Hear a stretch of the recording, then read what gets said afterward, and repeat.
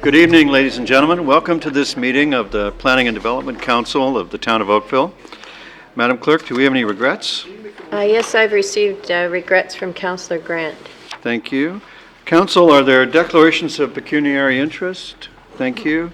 Could we have a mover and seconder to resolve in a committee of the whole? Councillor Duddock, Councillor Khan, all in favor? Opposed? Carried.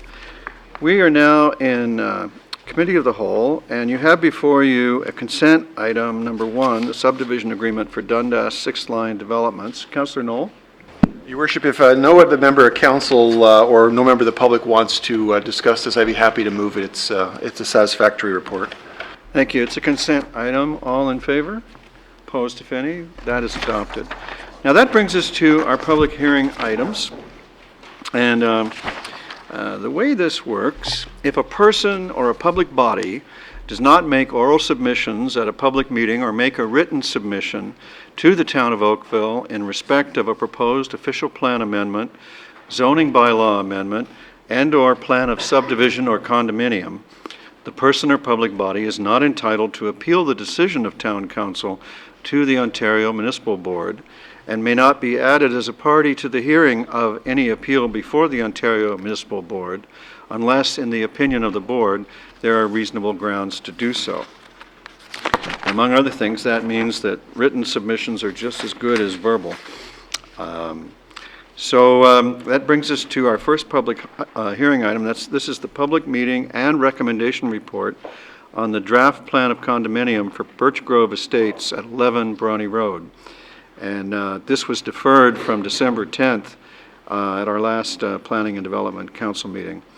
And the chair will come now to the commissioner, Ms. Closey.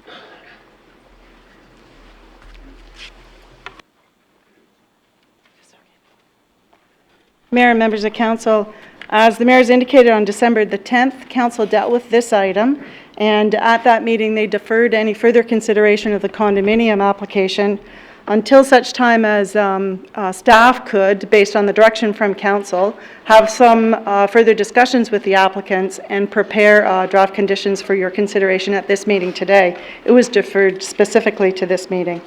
So subsequent to the December 10th meeting, staff met with the applicant. We reviewed with them the full range of conditions that could be applied to the condominium, and those conditions were the resolution of council that are outlined on page 2 of the staff report. We indicated that those were the conditions that we could apply to the condominium application in order to allow for its quick registration.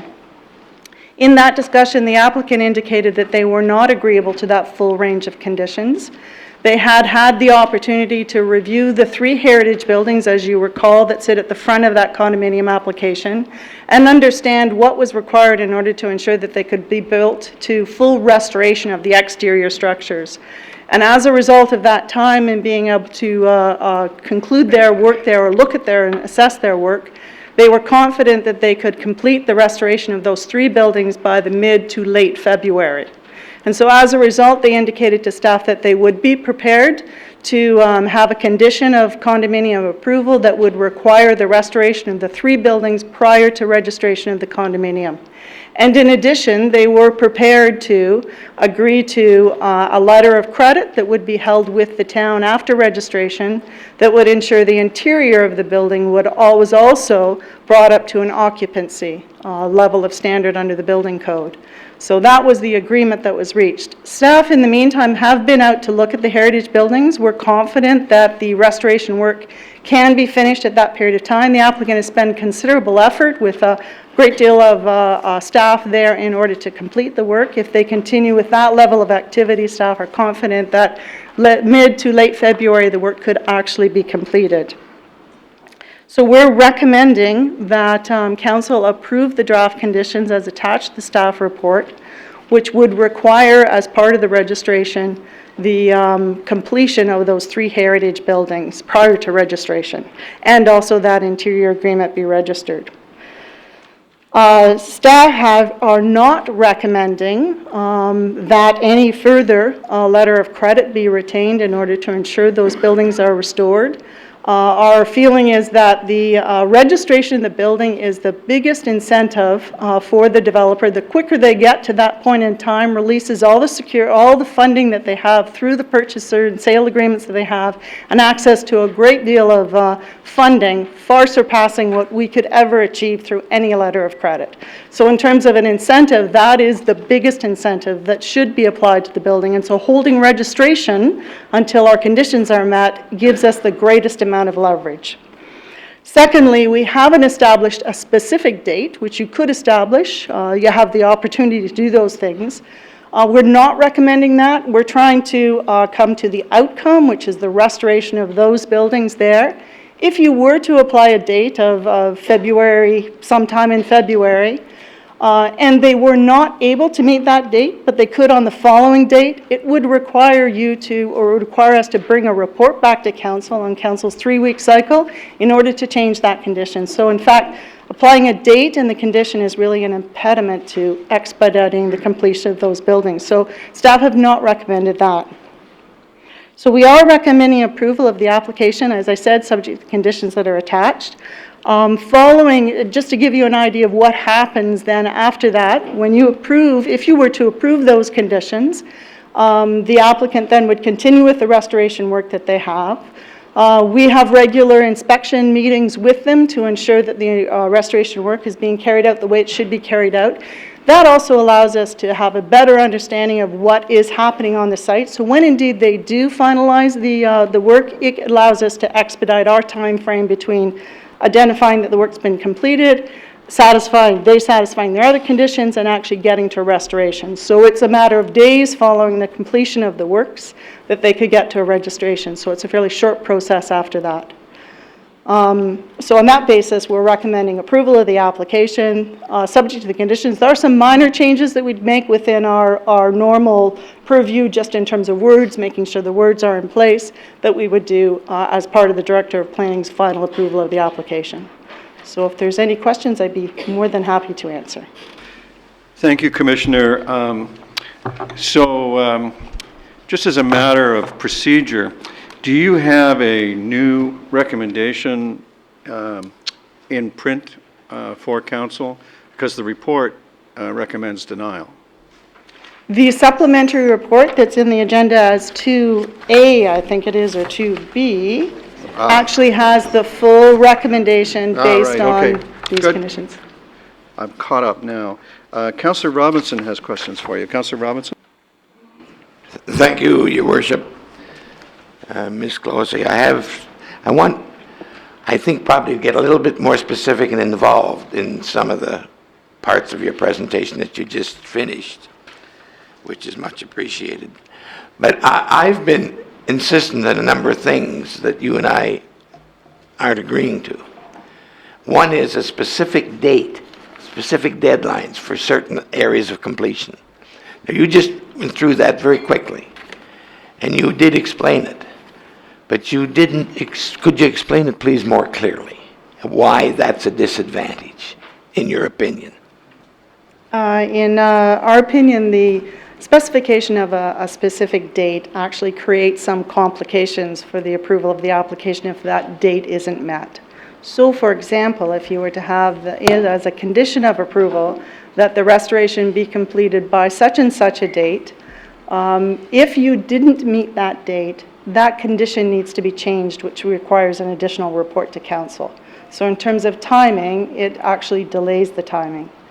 And from a staff perspective, I think it's more important to register the condition based on the outcome. And the outcome you want, or we feel you should want, is the restoration of the 3 heritage buildings.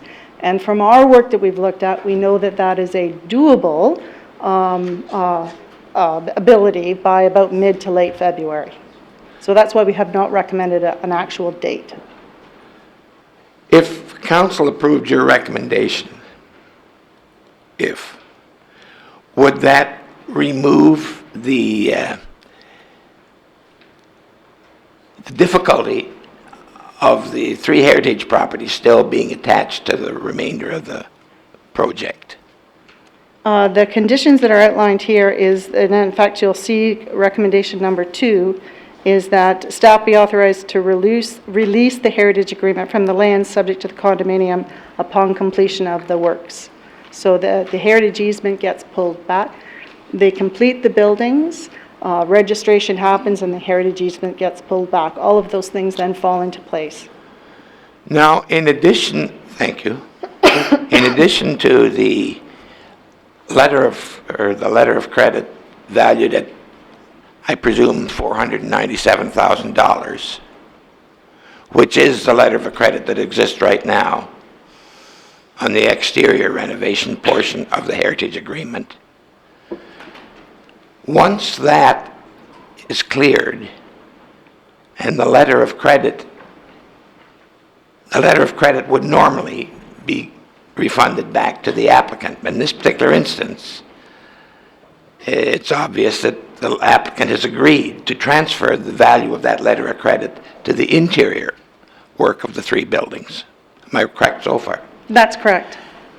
If I could That- just clarify one thing, the letter of credits the way we have right now are 3 separate letters of I credit. understand that. And so the heritage agreement would require that we have 1 letter of credit for 495. So there actually be a new letter of credit But issued, the but for aggregate the same amount. the aggregate would still be $497,000. That's correct. Now, as we've been going through this piece, I've stated my position, unequivocally, that the applicant has agreed to increase the letter of credit by $700,000, which would come to $1.2 million. If you add 700 to 500, you got $1.2 million. And yet you're saying that that's not necessary. My understanding of what the applicant has agreed to or has had discussions about is that the 1.2 in total letter of credit would be, they would be agreeable to that if allowed them to register immediately and not wait for the registration of the restoration of the heritage buildings. So there is an agreement for that additional letter of credit subject to conditions. Our concern is that the conditions of the restoration of the heritage buildings prior to registration is more important than securing an additional letter of credit.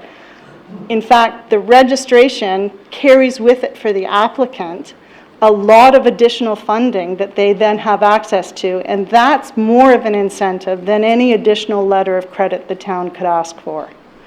So that's why we have not included a recommendation for any additional letter of credit. If the applicant agreed to increase the letter of credit by a substantial amount, more specifically $700,000, to be applied against the renovations, the interior renovations of the 3 buildings. If he agreed to do that and still accept the conditions that you people have now imposed in your recommendation, would that be an acceptable alternative? If the conditions of registration are not changed from the recommendation here, and I'm reiterating what I think I've heard from you just to make sure I'm clear, the conditions would stay exactly as they are, and you're suggesting that they would provide to us an additional letter of credit of $700,000 to cover the interior works.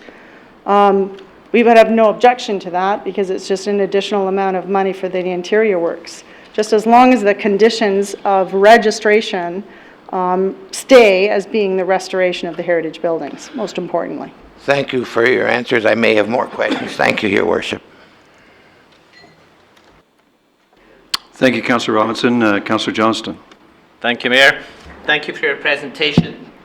Just for clarity, the completion and registration of the 3 buildings, it's just the exterior for registration purposes, correct? That's correct.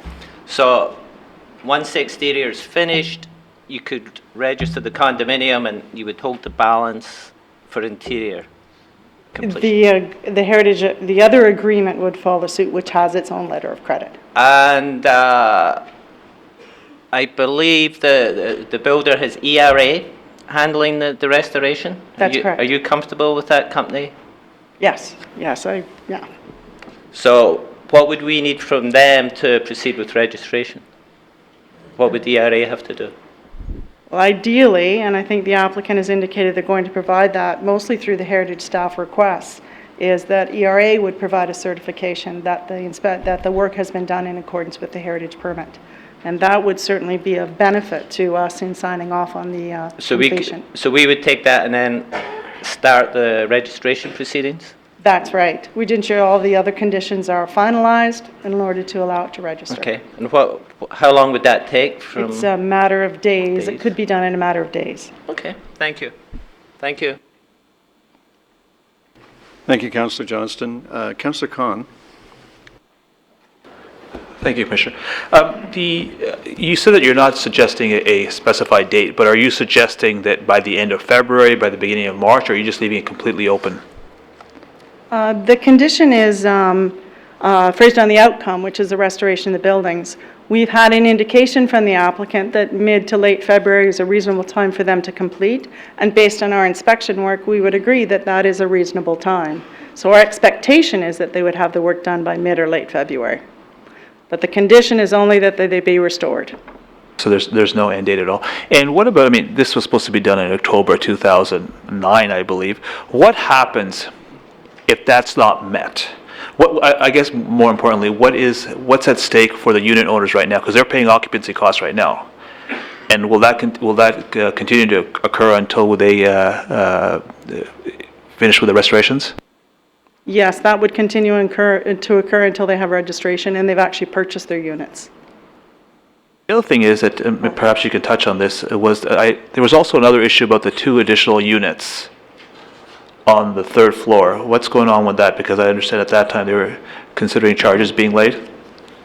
It's been dealt with. They had to have building permits issued again or revisions to their building permits, and that's all been completed. Including the DCs, additional DCs? Yes. Thank you. All right, thank you, Councillor. Madam Clerk, I don't see any other questions from council, so if you'd call the listed delegations. Our first listed delegation is Ron Wharton, who is here from the Shores Pre-Registration Action Committee. Mr. Wharton, welcome. I see you have your committee with you, I think. Yes, we do. Council's looking forward to your information. Thank you. It's a pleasure to be here again. Your Worship and members of council. I do want to begin by just thanking the mayor, the councilors, staff, Fernbrook Citizen for all of their efforts over the past month to try to bring closure to our challenge of registering this condominium. In particular, I want to thank a few people, Paul Barrett and Charlie McConnell, for providing us with some critical documents that were important in our deliberations. Jane Cloisi, Jennifer Huckwith, and Douglas Carr for meeting with us to hear some of our concerns. And Councillors Robinson, Johnson, Dudek, and Adams for taking the time from their busy schedules to come out and see the facility and the heritage buildings. I want to make just an opening comments on the supplementary report, which contains both the recommendations and the conditions surrounding those recommendations. First, we're pleased with a number of things in that supplementary report. We're pleased with the recommendation to approve the plan of condominium. That gives us a way to go forward. We're pleased with the recommendation to release the HEA, the Heritage Agreement, from the condominium lands at a certain point in time. We're going to quibble in a minute about that point in time. We're pleased with the acknowledgement that the purchasers are anxious for registration. That's an understatement. We're very, very anxious for registration for financial reasons so that we can stop paying our occupancy fees. We're pleased with the accelerated completion date. We've seen a lot more activity out there recently, and that's good. And we're pleased to hear that because of that acceleration, it has eliminated the need to secure restoration of the buildings, of the heritage buildings, by other means. And we're also pleased about the resolution of the parking issue. Overall, we see this as a good progress, and we understand the benefits, both for the town and for the developer in these new developments. However, we are concerned that in developing this set of recommendations and conditions, the concerns that we expressed at the last meeting, and there was really only one major concern expressed, have not been dealt with. In fact, they've been ignored totally. As Council will recall, in December, we were concerned that, one, the Heritage Agreement requires completion of the exterior of the heritage buildings as a condition for registration, and you just heard that condition still applies. And secondly, until the condominium is registered, we pay monthly occupancy fees that will stop once it's registered and we take ownership. Those fees are 3.5% of the money that we still owe the developer on our units, and that amount, if you total it up for all of us, is about $350,000 per month. It's a lot of money. 1 month delay costs us that much money. In the new report from staff, this has not changed. So, if you agree with the recommendations and accept the recommendations and the conditions in this report, this obligates us to continue paying occupancy fees until the heritage buildings are complete. We don't think that's fair, and I'll go into that a bit. I want to give you a little bit of background. We expected registration to take place sometime in September. That's the time when about 50% of all the units were complete and turned over to the purchasers for occupancy. And that's the time when many condominiums are registered, at about the 50% level. That was September. That didn't happen. On October 16th, we learned for the first time about this heritage agreement from Mayor Burton, who came out with 2 of our councillors and spoke to us. And we asked at that time what it would take for council to release us from the obligations of the heritage agreement. And we were told that a letter of credit from the developer, sufficient to ensure completion of the heritage exterior restoration, would be sufficient to release us from the heritage agreement. And we've been working on that assumption ever since. By the time of the December 10th meeting, we were already, my guess, 3 to 4 months past our expected registration date, and we had already paid out about $1 million in occupancy fees. In the last month, since the December meeting, we've paid out another $350,000, so we're close to $1.4 million. At the December meeting, we asked Council to consider an amendment to the heritage agreement that would release us from any responsibility for restoration prior to completion of the external restoration and allowing the plan to be approved and registration to go ahead. And we were encouraged that since the developer pledged an additional $700,000 at that December meeting, in addition to the previous $497,000, we felt comfortable that the combined $1.2 million would certainly be sufficient to assure completion of the heritage buildings, that you would all accept that, and then we could be released from the heritage agreement without waiting for those restorations to be complete. That's what we expected in this report, and of course that's not what happened. We now realize, well, I don't know if it was ever considered. So in reality, it is we, the purchasers of the residential units, who are the guarantors for the completion of the exterior restorations. We are the guarantors. Now, I heard a few minutes ago that the builder has a big stake in this. He has a lot of money tied up, and of course there's incentive for the builder to get these renovations done as quickly as possible. And there's certainly a lot of truth to that. But the mortgage that is held on that property, my guess, some back of the envelope calculations, is that the money of $350,000 that we are paying every month is pretty much covering off that mortgage, or a good portion of it. So it's we who are carrying the cost of that money that is not being released. Okay, this is a huge price to pay to ensure restoration of the heritage buildings, especially since we were not party to that agreement. We were not even informed that the agreement exists when we bought our condominiums. And we do not own the heritage buildings, so we will not profit from either their sale or their lease. So we're asking council to stop this madness. Those are the words I used in our report. In a way, it is madness. We'd like to be registered as soon as possible. We had set a target of January 31st at the last meeting. We've reiterated that in communications with councilors. We've reiterated that in communications with staff. We've talked about that date with the builder. And we're kind of fixated on that date.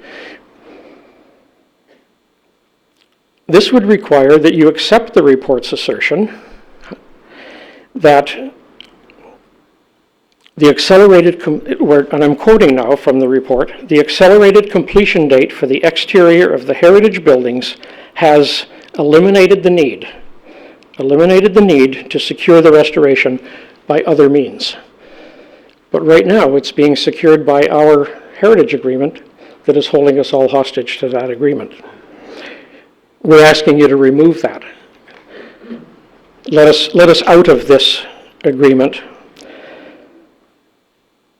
If you agree, for example, what I've just said, let me say it another way. If you agree that the heritage agreement is no longer required as the quote, the hammer, to assure restoration of the heritage buildings, then you should be able to modify that agreement to let us out of it prior to the completion of the buildings. If that's not acceptable, then why not seek an additional sum of money from the developer, up to the 1.2 million that he offered at the last meeting, which, as far as I understand, has been turned down as not being required.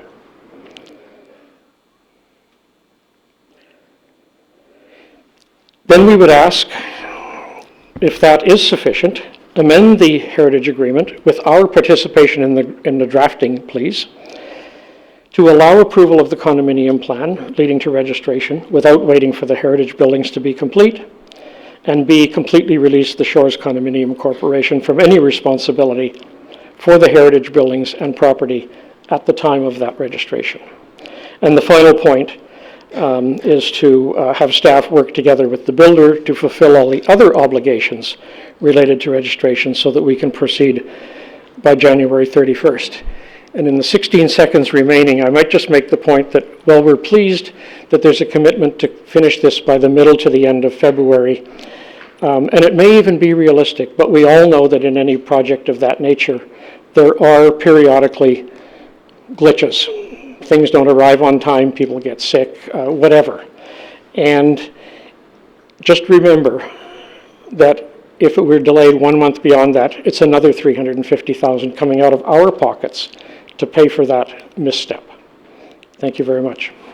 Thank you very much for your information, Mr. Wharton. Thank you, sir. Madam Clerk, would you call the next delegation? I looked for questions, didn't see. Councilor Yeah, Bird? I have a question.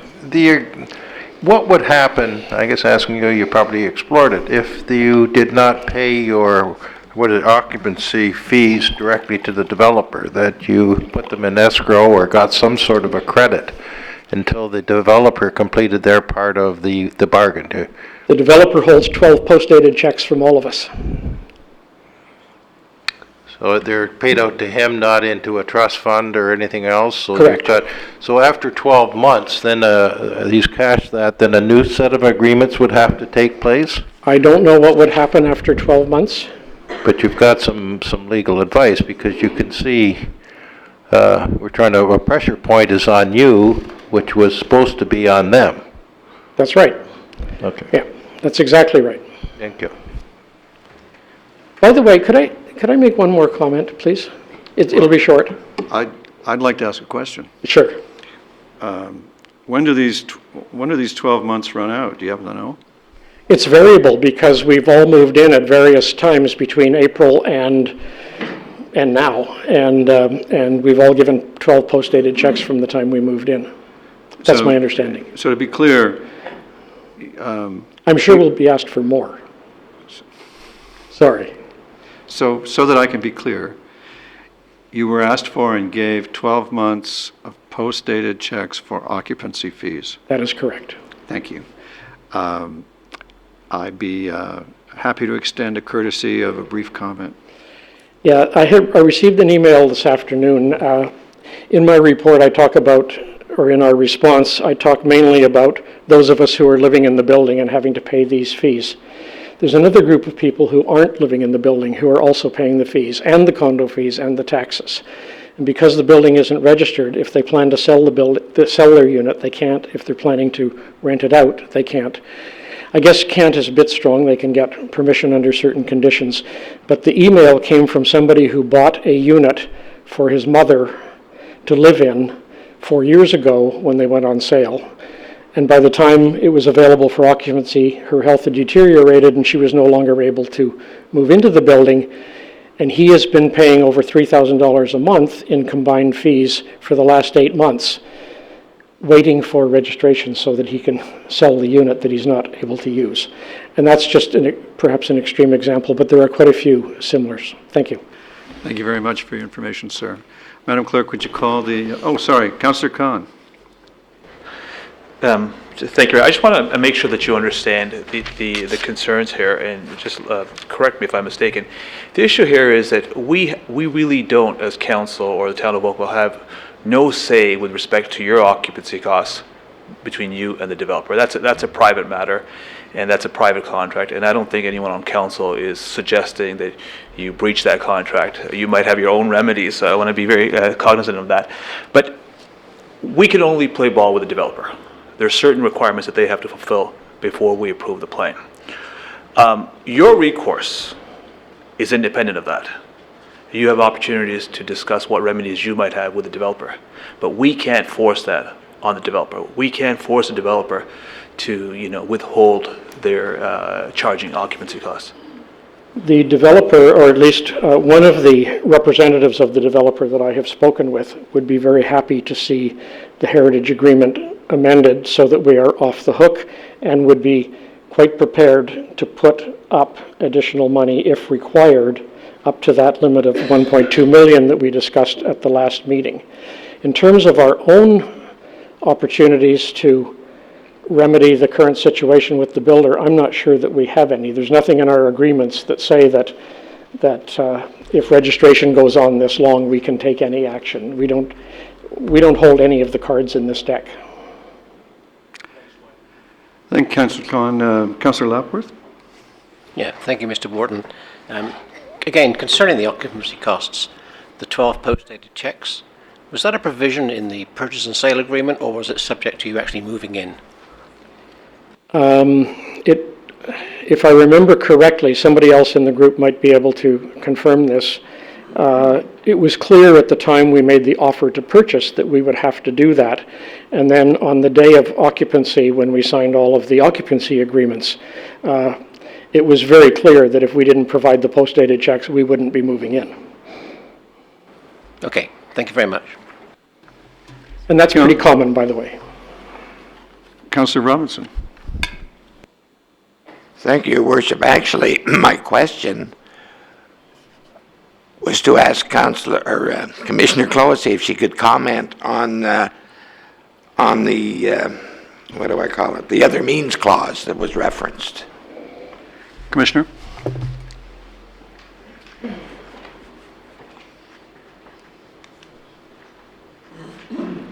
I'm sorry, Councillor Robinson, you'll have to tell me, what do you mean by the other means clause? But I can't find it in here, but it's the option of Councillor, if I could try to you don't help. need other means unless they wanted to increase the letter of credit. Remember, Mr. Wharton just mentioned it, and it's referenced in here by other means. Mr. Wharton referenced a line in the report about how other means would not be required to secure the registration. Right. And the councillor would like you to amplify what you actually meant by that. I think there's a possibility that it's not being understood the way you meant it. So I think you're correct. It's not being explained quite the way it was meant in the staff report. What was meant was that upon restoration of the buildings, then there is no other need for the letter of credit related to the exterior works. That letter of credit is required and continues to be required until the restoration is actually taking place. All right, thank you very much. Madam Clerk, the next delegation. Oh, Councillor DeMoff? You guys are sneaking in behind me. No, that's okay. I actually had a question for the commissioner as well, based on some comments that were just made. If the developer were to stop working today on the exterior, and how much would it cost for the exterior renovations to be completed, and over and above, or just how much would it cost? We hold $497,000 in a line of credit, and they've offered an additional $700,000. Is that correct? I'm just wondering what is the value, and I think you were going to look at that, of completing the renovations or the work that needs to be done. So as part of the discussions with the applicant, if we were to move down the road of looking at a letter of credit to secure it, as well as the other condition as an alternative to requiring restoration, we would have required a much greater understanding of what was needed to be done in the buildings. Because the applicant was not willing to go down that route with the variety of conditions, but instead expedite the restoration, I don't really have a good understanding of what is the cost of what's left to be done. The $497,000 that was originally secured in 2007, when we did the heritage easement agreement, was based on an estimate of the cost in order to move the buildings and restore them. So that is the information we have. And we felt at that point in time it was a sufficient amount of money to secure the registration or the restoration of the building. We know that the applicant ran into some significant challenges over the time of moving the building and restoring them, but if there are additional costs, we're not aware of it because of the route we chose in the discussions. So then, just to be clear, it's the applicant who has put us in this position because we don't know what the cost would be. So if we don't go forward to make sure that the work is done, we could be on the hook for a lot of money to complete the renovation or the restoration. Is that correct? I wouldn't want to say that we don't know how much, because I think it's fair that our estimate of $497,000 was a good estimate of how much it would cost to restore the buildings, and that's what our heritage easement is registered against, and that's an appropriate amount where we have no issue with that. The $700,000 was offered in exchange for releasing the requirement to restore the building, and that's the component that staff have concern with. Because we have in the past, as you can see through the heritage easements, secured the restoration of those buildings with timeframes, with letters of credit, none of which has been successful in having them restored.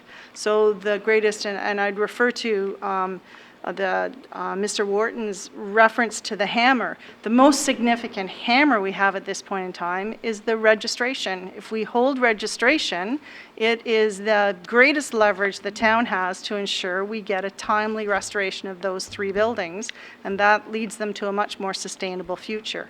So that is why the recommendation is on the restoration itself. Thank you, Councillor. Thank you, Commissioner. Madam Clerk, would you call the next delegation? The next delegation is Lee Pinelli, a resident of the building. Mr. Pinelli, welcome. Council looks forward to your information.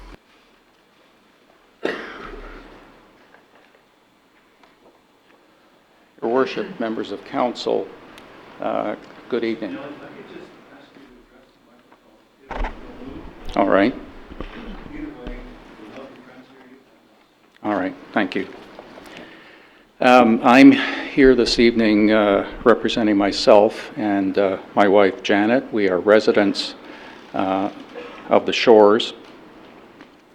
And I would like to add my voice to that of Mr. Wharton in expressing thanks to the town staff in the way that they have dealt with this file and the way that they have dealt with us. They have been unfailingly courteous, cooperative, and completely professional. We are, of course, also delighted that the recommendation of staff has changed from denial to approval. We do continue, though, to have an area of disagreement with staff. Staff has said that the greatest hammer available to the town to secure completion of the exterior of the heritage buildings is the connection of completion of the exteriors with registration. And that's well and good, but effectively what that does is make the residents guarantors and puts the residents at risk in the event that there is a delay. It simply means that if the work is not completed for whatever reason by mid to late February, despite everyone's good intentions, for every month of delay beyond that time, each of us will be paying the interest component needlessly every single month.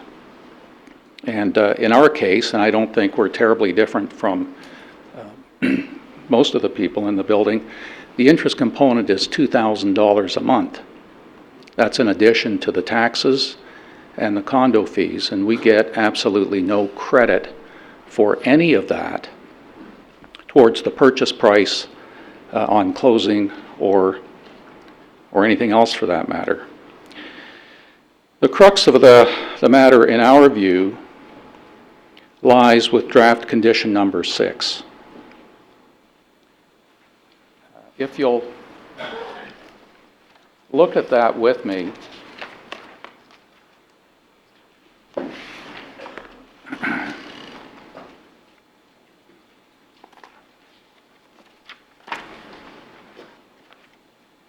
that is found in Appendix A of the supplementary report. Condition number 6 is what was condition number 7 in the initial staff report, with one minor or perhaps not so minor difference. The word exterior has been inserted into condition number 6, and that links the restoration of the exterior of the 3 buildings to the ability to achieve registration of the condominium. So it would appear that staff had a clear intention to distinguish between work done on the exterior and work done on the interior, and to separate those two insofar as their impact on registration. And the way that staff and the developer are dealing or propose to deal with the interior works is to enter into an agreement, which you will find at Appendix B of the supplementary report. And that agreement provides for a number of things, including completion of the interiors within 12 months of execution of the agreement, posting a letter of credit to secure the completion of the interiors, and providing that the letter of credit be in the aggregate amount of $497,000. Effectively, the letter of credit that was formerly applicable to the exterior of the buildings, and interestingly was not shiftable among the buildings, has now been shifted in its entirety to the interior works, leaving no letter of credit in place with respect to the exteriors. And again, the rationale for that appears to be that there's a high level of confidence in the developer based on the progress that's been made to date. There's a high level of confidence that the exterior works will be completed sometime in February of 2013.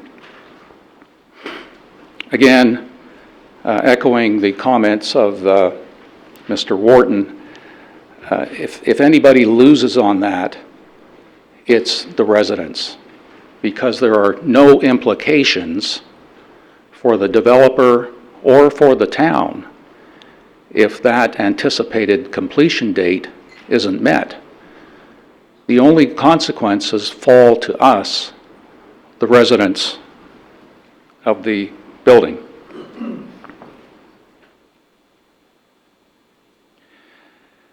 Now,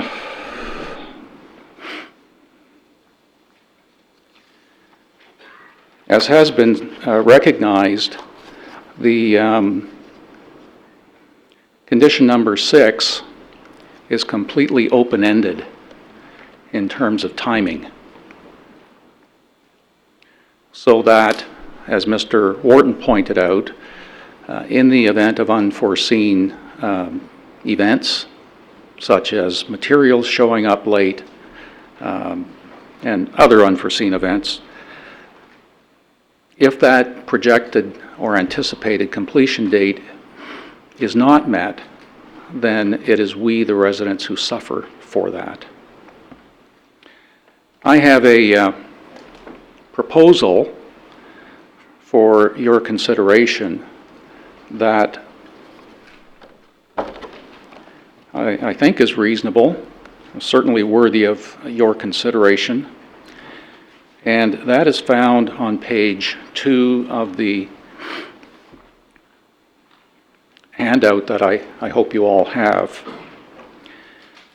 We propose that condition number 6 be revised to read as follows: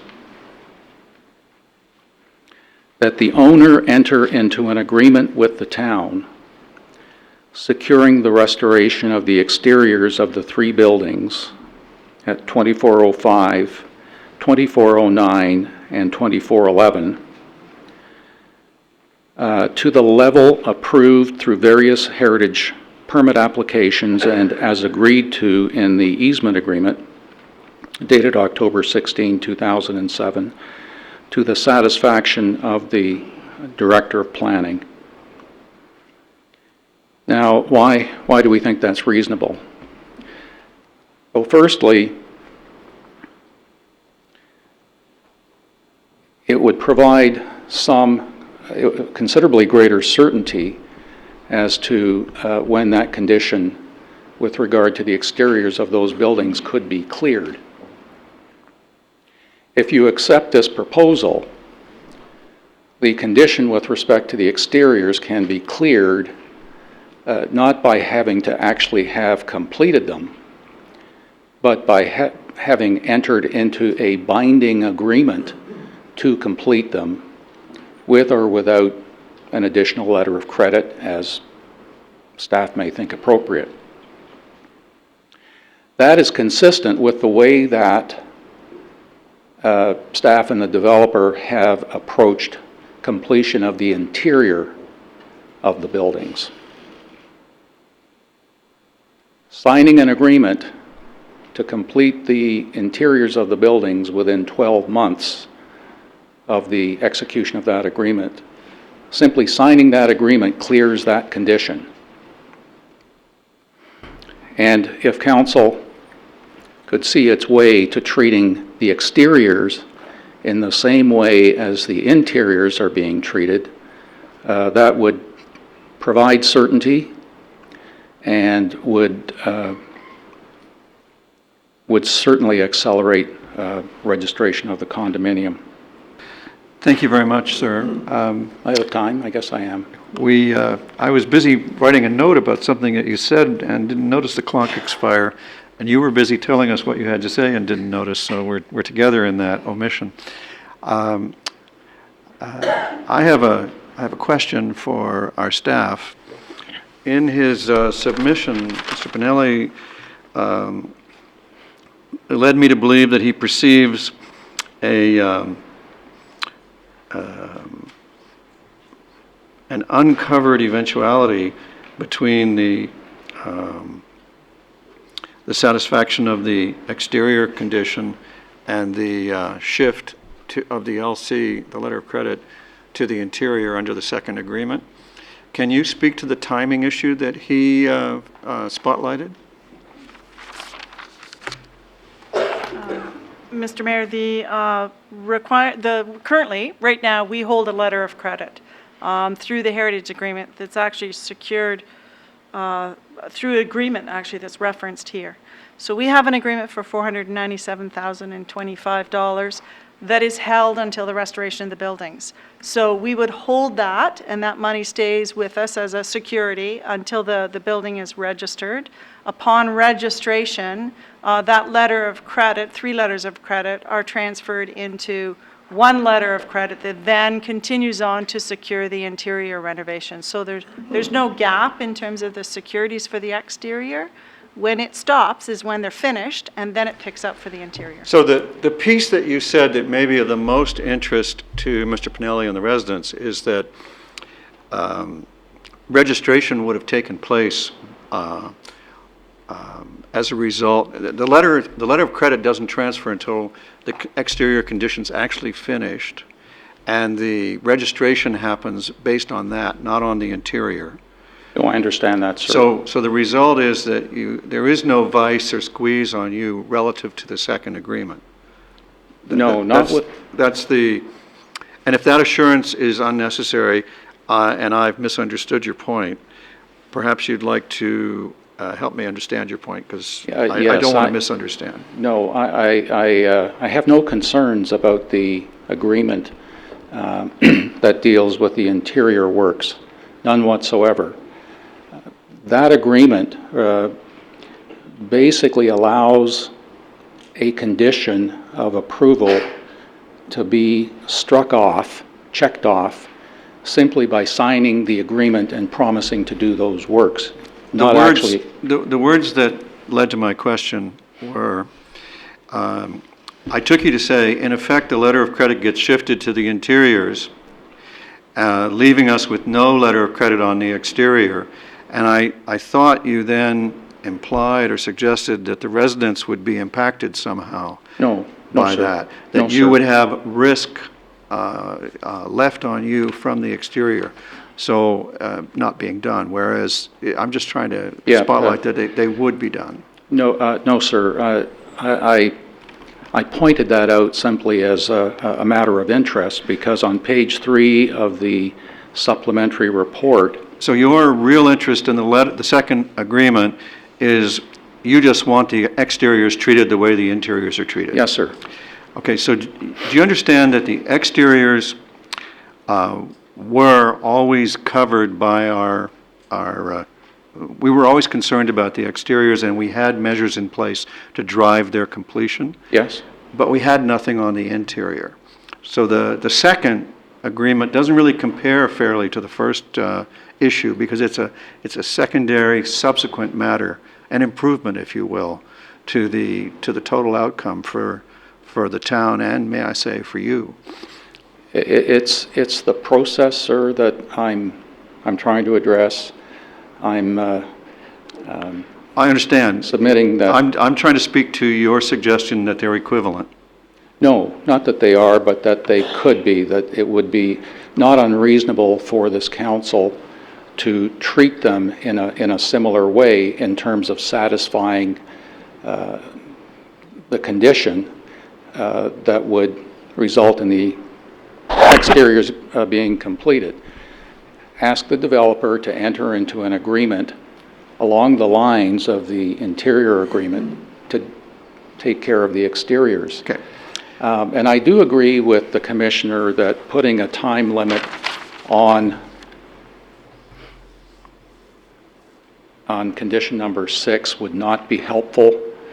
If it were to read, for example, that the exteriors be completed on or before February 28th, and that date were missed for some reason, then I agree with the commissioner that we'd be back in front of you for an amendment. Yes, thank you. I'm glad to see that we agree on a number of points. I wish we agreed on more of them, but thank you. You've been very clear. Right. Councillor Demoff has a question. This may have been asked back at our previous meeting, but I don't recall the answer. When you signed your agreement of purchase, with the applicant, was there anything in your agreements about when it would be registered and the heritage easement agreement? The heritage easement agreement was not, testing my memory, but I'm pretty certain, quite certain, that the heritage easement agreement was not referenced in the agreement of purchase and sale. That agreement was signed in 2007. Most of us, almost all of us, signed our agreements of purchase and sale in or around August 28th, 2008. We weren't even aware that there was such a thing as a heritage easement agreement. Nor were we aware of the somewhat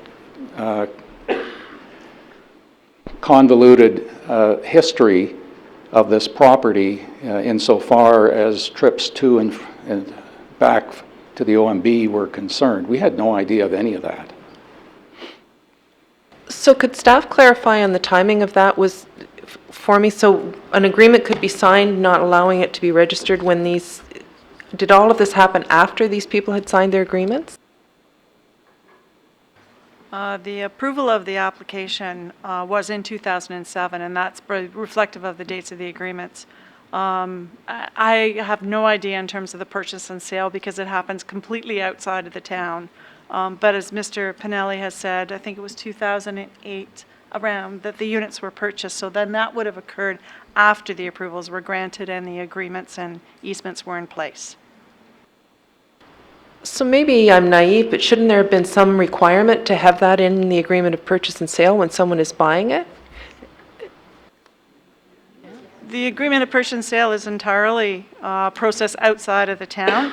Certainly the town's documents are always available for someone to ask about in terms of that, but the purchase and sale agreement and the town's requirements are two separate. That's a private agreement. No, I wasn't implying that it should be the town doing this. I'm surprised that the applicant wouldn't be required by some law somewhere to have included it in their agreement of purchase and sale. I'm not at all implying it's the town's doing at all, but it just surprises me that there wouldn't be some law somewhere that would require them to have that in an agreement. I mean, if you've got something registered on title, I'm surprised that that wouldn't be included. So the agreements themselves are registered on title, which means someone would have to look at the title in order to understand those requirements. But actually, the questions you're raising are the very questions that the province is dealing right now with the Condominium Act in terms of the amount of information that needs to be provided to any prospective purchaser. So it is, I would suggest, a bit of a void in legislation, but there is always the opportunity for voluntarily to find out through the title search. So my other question, going back to this letter of credit, did you explore with the applicant holding $1.2 million as a line of credit with a fixed end date, be it March 31st, and if it wasn't done by then, we could draw on the letter of credit to complete the restorations? The discussions with the applicant were to set out all of the conditions actually that council, or the suggestions that council had in the resolution. So it not only included a letter of credit and holding it for an extended period of time, but it also included the potential to inhibit the sale of some of the unsold units that would give some extra incentive to it, and the other elements that were identified in that. So that was the discussion that was held with the applicant. With that total package of conditions, they weren't agreeable to it. But in terms of the letter of credit, I would add that a letter of credit is not actually a penalty. A letter of credit is a letter of credit that we receive that allows us the ability, if we need to go in and do the work, whatever it costs us to do the work. And then any remaining amount that's left over out of the letter of credit is returned to the applicant. So by no means is the letter of credit a penalty at all, which I think to a great extent was what we were trying to find, was some leverage to move forward the timing of the restoration. But I guess my question, though, is, and I understand it's not a penalty, but if you're holding $1.2 million and you have a date by which the work has to be completed and it's not, then you can draw on the letter of credit to complete the work. So if you were to have an agreement with the applicant that you would hold a $1.2 million letter of credit with the work to be completed by March the 31st, at which time the town can draw on the letter of credit to complete the work, would that not be an option for us to pursue if we would get, the work would get done and they would get their condominiums registered? So at this point in time, we have almost a similar type of agreement. It's not for $1.2 million, it's for the 497. So we have that similar kind of agreement at this point in time, which has not been abided by. Staff's recommendation to council is that you have much more leverage with the applicant not having access to the financing or the purchase of those units by holding registration than you could ever achieve through a letter of credit. The comparison is in millions of dollars between the leverage that you have through holding registration or a letter of credit. So staff's recommendation is that if you want to ensure a quick, timely completion of those heritage buildings to the benefit of the residents and to the benefit of the town in terms of their long-term certainty, the most appropriate way to do it is to hold the registration until those units are restored. So why have we not drawn on the letter of credit before? If we've had it and we've never used it, was there a time frame and we could have drawn on it before to complete these work? There was a time frame, and in fact that time frame has expired. We could have undertaken that work. From a town staff perspective, we're reluctant to undertake that work, and particularly in this circumstances where you're looking for the long-term sustainability of those heritage buildings. If the town were to go in and complete the exterior work, because that's the only piece that we could have completed, it wouldn't have actually added much more to the long-term sustainability of those buildings being leased out and rented and used productively so that they could be secured. So we had the opportunity. We didn't take that opportunity. We knew a registration of the condominium was coming along in the process, which would give us far greater leverage in order to ensure the restoration.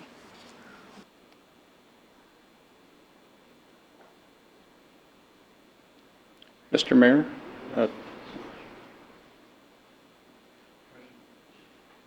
Just add one other thing to that last comment was, I think there was still an uncertainty in terms of the long-term use of those properties. The two smaller buildings are most likely going to be used for commercial purposes. No building permits had been issued at that point in time, and then there certainly has been some consideration for a residential use in Glendella. So going in to spend the money on the letter of credit to restore it, there's a bit of a question, so what are we restoring it to? Which is, I think, another reason why we didn't draw on that letter of credit. All right, Council, to be fair to Mr. Pinelli, are there any questions for the delegation? Councillor Ilger. Thank you, and thank you for coming and speaking tonight. And I think I heard you earlier say that your portion of what you are paying is around $2,000 a month in interest payments. The taxes and condominium fees come to about $1,500. The interest on the balance we owe to close on the deal is $2,000 a month. The real issue is the interest you're paying. So like ballpark, yes, like ballpark. Yes, I mean, so roughly you're talking $850,000 that somebody has sitting in a shoebox at 3% is roughly 3.5. 3.5, which is roughly about your $2,000 a month, around the $800,000 mark then. So that money, hopefully, everyone has it invested somewhere else in the meantime. Would that not be a correct statement, or are they just holding it? Not at 3.5%. Not at, sorry. Not at 3.5%. Not at 3.5. Yeah, okay, I can appreciate that. But it is. I just want to caution the audience, if the councillor can't hear the delegation, he won't be doing you any good, so you might be quiet, at least while your guy's talking. Yeah, actually, many of us, if not most of us, are empty nesters and are sort of trading down in terms of size. And so a great many of us have sold homes and have money sitting in the bank desperately waiting to close on our separate deals. But we can't until the condominium gets registered. In the meantime, we're paying 3.5% on the remaining money that we owe on each of our units. The money that's sitting in the bank is getting something like 1% and a bit. And it's not even getting that because that's interest income and we have to pay tax on it. So we're getting under 1% and paying out 3.5 each month. No, and I hear you exactly, and I think you when I was playing around with the numbers, I thought, okay, that what you're saying makes absolute sense. I can understand your concern. And I guess my concern is that I'm hoping, with what we've heard from our staff tonight, that they figure by the end of February it will all be done. Well, I understand that staff is very optimistic, and if we were totally comfortable, we the residents were totally comfortable with that, we probably wouldn't be here speaking with you tonight. But the work on these buildings has had a little bit of a checkered history. There's been at least one extension to get the exterior works done under the Heritage Easement Agreement.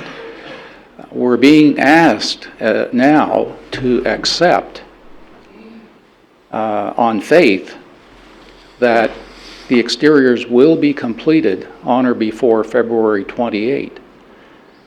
Even assuming good faith and goodwill on everyone's part, it's not inconceivable that the completion of the exteriors of those buildings could drag on beyond February 28, beyond March even, perhaps into April. And every month, as you heard Mr. Wharton say, costs collectively about $350,000. It's cost us collectively, since we last talked about this in December, $350,000. And everything you're very sensible and logical of what you're saying. And now, and when you're saying like a checkered past with the completion, you can understand why staff is saying we want to make sure it is done, and that we have our only lever is on the developer. And I'm hoping, and your lever, I hear where you're coming from, is on the developer also. I think that everyone wants to get this done. No, the staff's statement that their lever is on the developer is a little bit, frankly, disingenuous, because the consequences of the developer not completing the buildings by February 28th don't fall on the town, they fall on us, the residents. We are the ones who get penalized if the developer doesn't comply with his promise to the town. So my humble suggestion is that we treat the exterior portion of these buildings in the same manner as we propose to treat the interiors, by way of an agreement secured by a letter of credit. And just on that, the letter of credit, we've heard tonight that the letter, the $497,000 still applies to the exterior and will eventually shift to the interior. That's clearly not what the report says if you read page 3 of the report. The report says that because of staff's confidence, let me just pull it up. On page 3, under restoration of exterior of heritage buildings, the accelerated completion date for the exterior of the heritage buildings has eliminated the need to secure the restoration of the buildings by other means, i.e. by letter of credit. They're banking on the progress to date, and they're banking on the fact that that progress will continue and the buildings will be completed exteriorly by February 28. And even if that letter of credit were still being assigned to the exteriors, what would the trigger be? There's no time frame in condition number 6. What would trigger the town calling in that letter of credit when there's no time frame within which the developer must perform? It just doesn't make sense. Thank you very much. Thanks. Councillor Lapworth?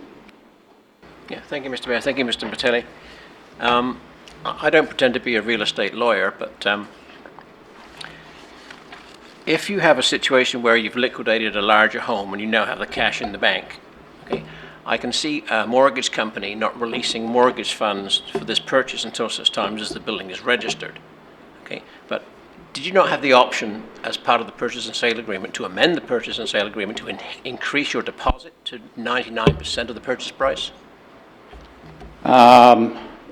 We could, according to the agreement of purchase and sale, we theoretically could have tendered the full amount, the 100%,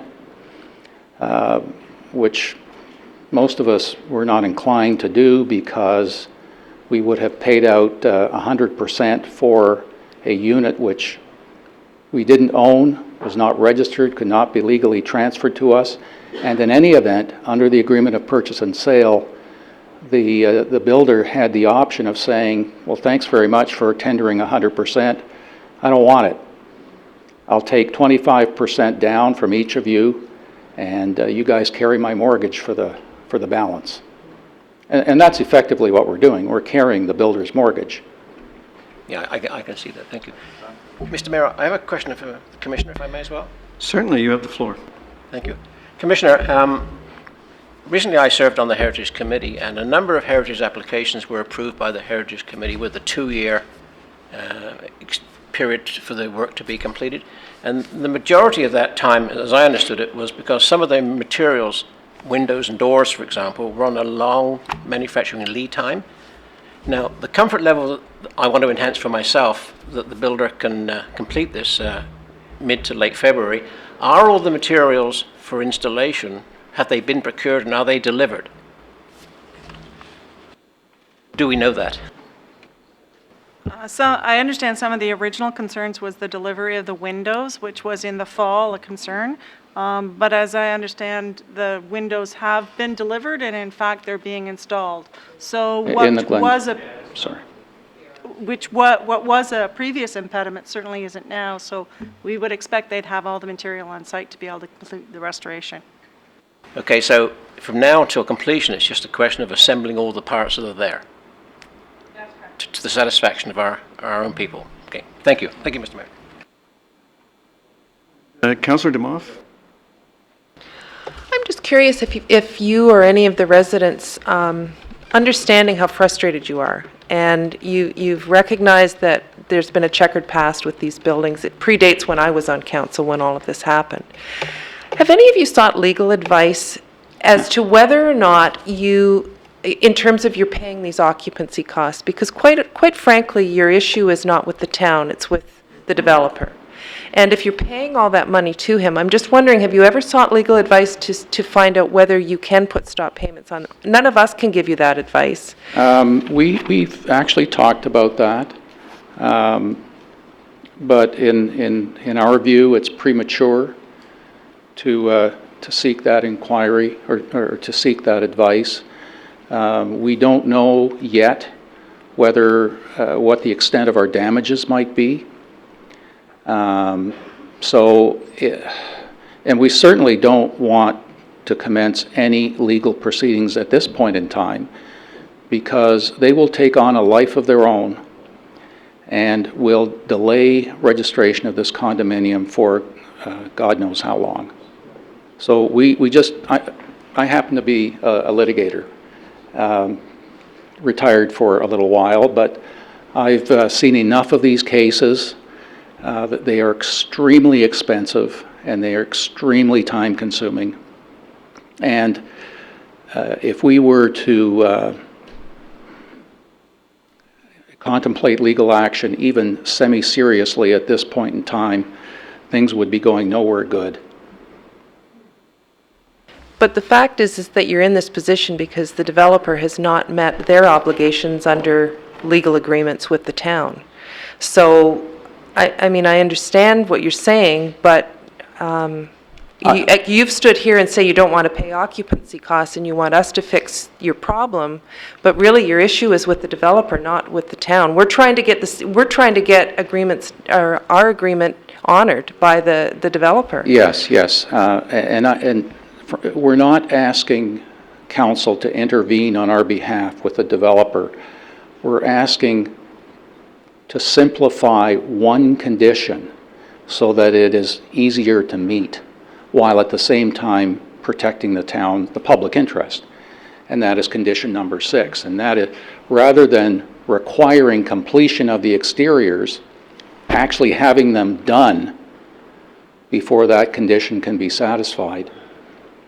If council could see its way to allowing the condition to be satisfied through the developer and the town entering into an agreement to complete the exteriors, the same way as they've done with the interiors, that would solve a huge number of problems for us. It would allow that condition to be satisfied and cleared in 2 weeks. But the problem, though, is that we've had that agreement with the developer for many, many years, and they haven't honored it even with a letter of credit. So Councilor. I understand what you're saying. Okay, thank you. Council, we're beginning to replow ground that's well plowed, and we have 2 more delegations. Are there new questions for Mr. Pinelli? Councillor Khan? Before I ask the question for Mr. Pinelli, I'd like to ask the Commissioner that we've been floating around the idea of, the letter of credit. And is that still on the table with the developer? And the reason I ask that is if it's not, we might be in a situation where we'd have to defer this meeting once again. And if that's done, then the unit owners, or not the unit owners right now, the tenants, I'll say, are in the same situation where it's deferred and they're still paying occupancy costs. Commissioner. So a letter of credit in exchange for not completing the restoration of the buildings is, answer it this way. In terms of the staff recommendation, no, that's not where it is. In terms of the developer's position on that, I think probably that question is best asked of him. In addition, if you're going back to the question that Councillor Robinson had asked earlier, in which you secure additional letter of credit for the interior work, you should definitely ask the developer that question. I believe they're on the delegation list. That. And for Mr. Pinelli, what Councillor DeMoff was saying, and your answer was that commencing legal proceedings might defer this matter even more so. I mean, I don't think that that's going to interfere. I mean, as a litigator, you would know it's not going to interfere with the registration process. You're still within your limitations period to take whatever action you want after the registration is done. That's why we think it's premature at this Right. point. Right. I guess I want you to help me understand here that, you're saying that, our staff had said that the hammer's on the developer right now. And you disagree with that because I'm sorry. you disagree with that because you believe it's a flow-through. Yes. Whatever pain and suffering they're exposed to, befalls the owners right now. But wouldn't that be the similar situation if they fail, if we did register the plan right now and they fail to fulfill their commitments, abide by their commitments, the unit owners would still be exposed then for those deficiencies, would they not? And so it's still a flow-through. I don't think so, because upon registration, we would be seeking a release of the condominium lands from. Registration would, in effect, create a de facto severance. There'd be 2 parcels of land, the condominium property and the heritage precinct. And so we would ask to be released under the heritage easement agreement. There's provision for that in that agreement. Right, but if you're released and the developer's off the hook, where does the town stand? Well, he won't be off the hook if you have a letter of credit. Okay, so it goes right back to the letter of credit that you're arguing. Okay, thank you. Thank you, Mr. Pinelli. Thank you, sir. Madam Clerk, would you call the next delegation? The next delegation is Catherine Clark. Ms. Clark, welcome. Council looks forward to your information. Thank you very much, Your Worship, and thank you very much, members of Council. My presentation will be very short and sweet and rather personal. My name is Catherine Clark. My husband Nigel and I live at the Shores. I know that you've heard from our residents committee as well as from the Oakville Town Council staff, representatives of the developer Birch Grove, and various individuals. I speak to you this evening merely as a resident of the Shores. My husband and I, like many others, purchased our suite in August of 2008. It was to be our first experience in a condominium, and we were excited yet apprehensive to undertake such a big change in our lives. We had moved to the Halton area 4 years previously from Waterloo, where I had been a French immersion teacher and my husband a registered nurse. Like many of the other residents of the Shores, our journey was not without some major bumps in the road. Our move-in date changed from February 2012 to May 2012, and we had to move twice within a period of 3 months. I know that our story is not unique, as some residents have had even more challenges to face than we have had. Our time at the Shores has been full of challenges and surprises, but for us, it has always been worth it. Worth it because we are privileged to live in beautiful Bronte. Our view is surely one of the most beautiful in Ontario, if not in Canada. We've met wonderful new neighbors, interesting, cultured, and fun people who, like us, came here because they wanted to live in Oakville, a town rich in history, beauty, and culture. I know that the 300 residents of the Shores are eager to begin their next chapter as owners of their homes and citizens of Oakville. I know we are. We have read the staff's report and have again been disappointed by seemingly more delays until we can begin our lives as owners, residents, and voters. I ask you tonight, how would you feel if this happened to you? Would you have remained patient during all these delays, the moves, the construction, and then the lack of an imminent resolution? I beseech you, the council, tonight to empathize with us as people, residents, and voters, and consider us with your hearts as well as your minds. Please use your considerable power to allow our building to become registered in January 2013 so that we can begin our lives and become a part of this wonderful community. That's all I have to say. Thank you very much for your information. You're welcome. I hope you don't have any questions. I'd be happy to answer. We'll hold off on any questions. Councillor, Madam Clerk, would you call the next delegation? The next delegation is Denise Baker, here on behalf of Birch Grove Estates. Ms. Baker, welcome. We look forward to your information. Thank you. I'm just going to succinctly wrap up what I understand to have been raised this evening. Just by way of a point of clarification, through you, Mr. Mayor, in response to the questions with respect to the registration of the Heritage Easement Agreement. The Heritage Easement Agreement was registered on title on November 6th, 2007, prior to anybody entering into an agreement to purchase and sale. And the purpose of registering an agreement on title is, of course, to give notice to purchasers. And in typical real estate transactions, purchasers would search title in a real estate transaction, and the Heritage Easement Agreement would be there.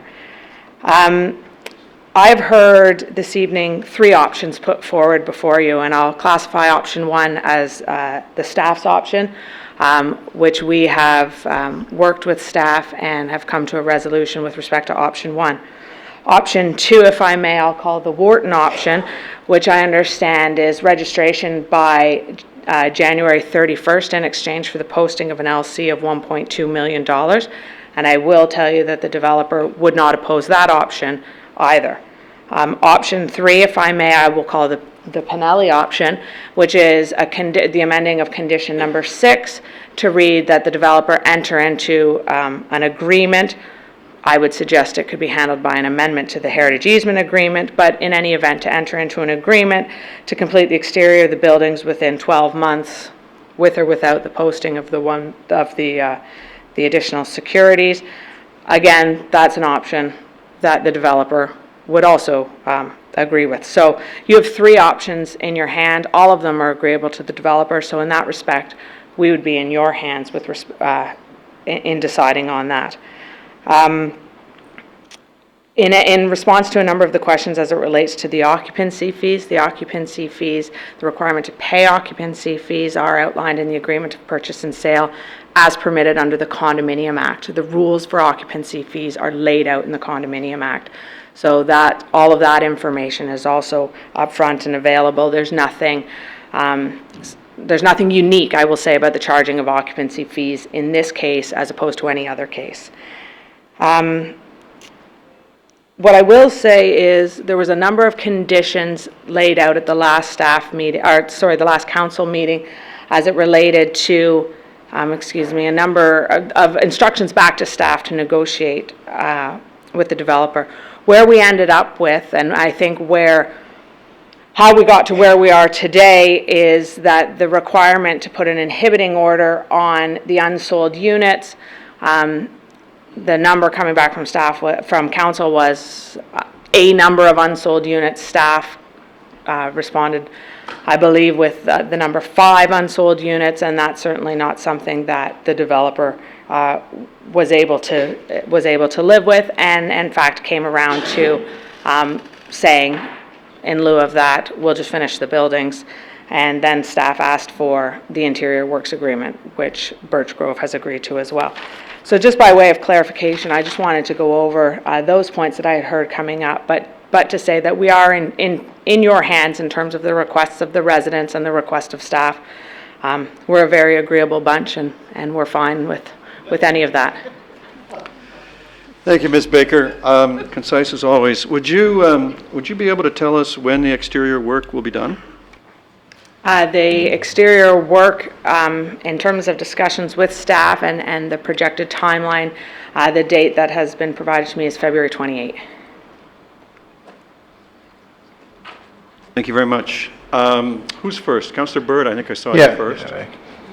Yeah, welcome back, Denise. I think it's the first time that we've had you before us on for the developer side. You normally sat here in the with the town, but you're familiar when you were with the town with this agreement, and I'm surprised that you said that the heritage easement agreement, the occupancy fees, are standard condominium items sort of deal, and would have been picked up on at the time of purchase and sale should there been a title search?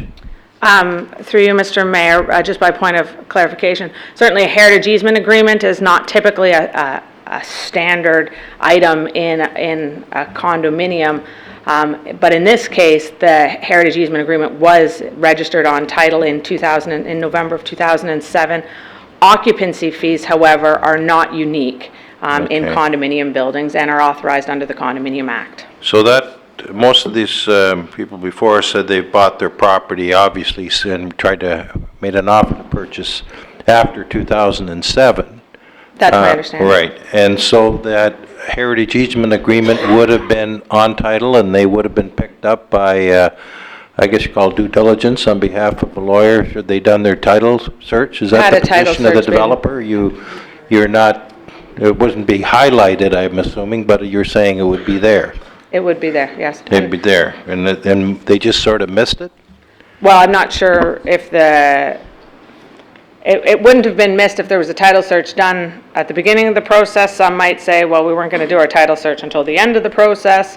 Some would have done title search prior to taking occupancy. I can't say, but a title search in a real estate transaction is certainly not unique. Well, you being a solicitor for the developer, have you recall any of the solicitors from the various purchasers contacting you, querying any clauses? I'm not the solicitor for the developer in that regard. You're just on this development application. Okay. Thank you very much. Thank you. Thank you, Ms. Baker, for coming this evening. You mentioned options 2 and 3. You said that your client would go to 1.2 million. Would that be to do the exterior and the interior? The 1.2 million would be, as I understand it, would be for both and for the registration at January 31st. Yes. And Councillor DeMoff.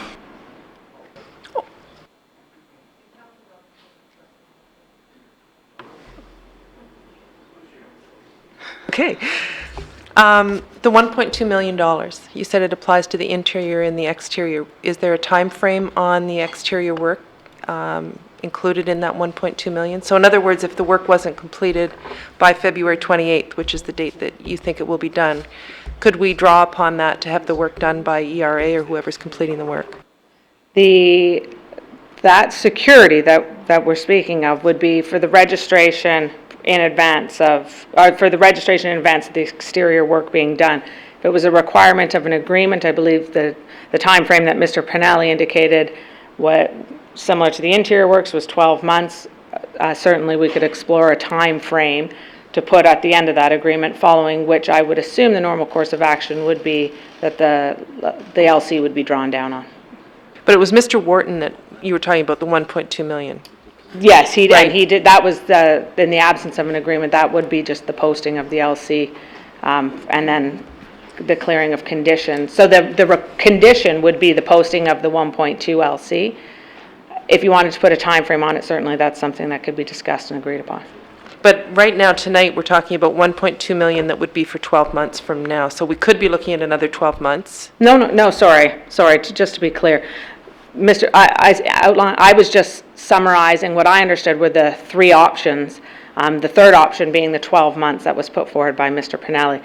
In terms of the 1.2, Mr. Wharton didn't have a time frame on that. If council's asking for a time frame on that, I would just have to go back and seek instructions on that, which I could inside of 5 seconds. I guess what I'd like to know is if your client was going to put up the $1.2 million. Which would be an additional, to be clear, that would be an additional 700. Yes. Yeah, okay. I understand that. So in total, $1.2 million would be held as the line of credit. Correct. For both interior and exterior work, but at this point, your client is not offering any time frame on that $1.2 million to be drawn upon. Is that right? If only because we just haven't had that discussion, because these just came up now. We came into this believing that option one was the direction that we were going. These other two options, my client is here, I can seek those instructions for a time frame.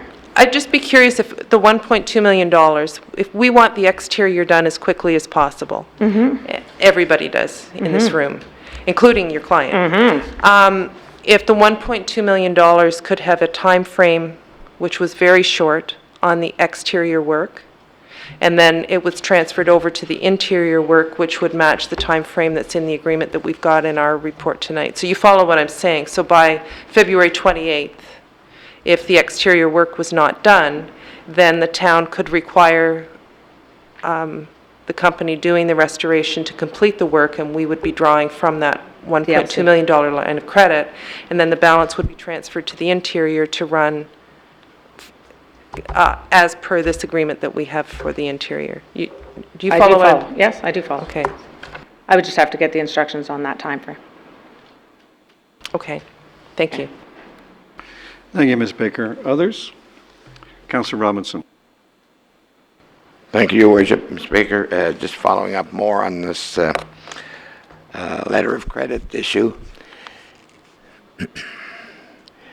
Would your client then, just one further clarification, would your client, and in particular Mr. Stellato, be agreeable to increase the overall letter of credit in any shape or form to 1.2 million and still agree to all the terms and conditions that are presented to us tonight by our staff?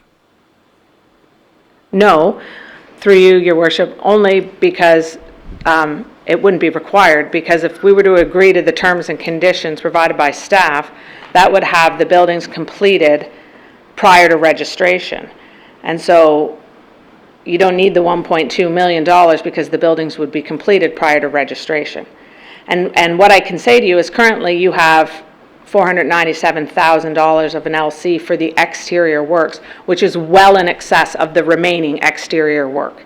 So if for example, you were to draw down on that LC today, you would have more than enough money to finish those buildings. Well, so the $700,000 as it was put on the table at the last meeting was to secure the unfinished work post-registration. If you have registration, then you don't need that $700,000. Well, I'm talking though Ms. Baker, about the interior. So the interior work would be secured by a letter of credit of $497,000. Therefore, because it costs more than $497,000, ERA's estimate to Mr. Stellato on December 9th was $555,000.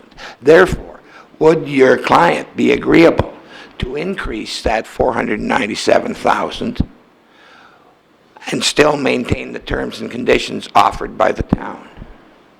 So that would be an additional option over and above what staff has requested? The 490, so you're asking for an additional $60,000? I'm asking for enough additional line of credit, or letter of credit, line of credit maybe, who knows, the additional letter of credit to take care of the total cost of the interior work, which has been confirmed at $554,000. So I'd have to seek instructions on that. Can you do that I can, now?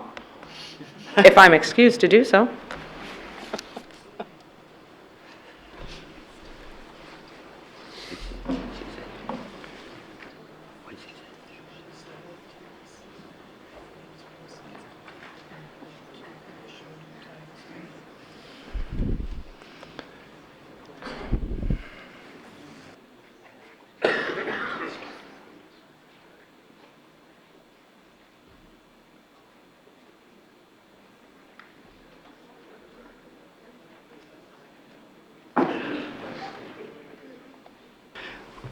Ms. Baker.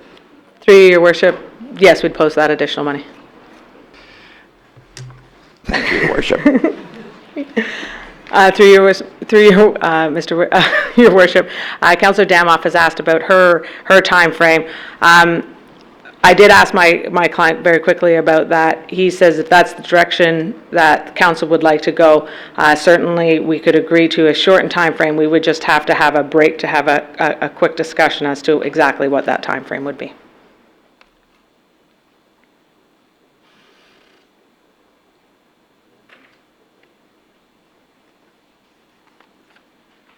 All right, well, in the meantime, Councillor Khan and then Councillor Lapworth have questions for you. Ms. Baker? Just about the occupancy costs. In the interim, prior to registration, what's stated in the purchase and sales agreement? Are these units not assignable? Are they not transferable for the time being?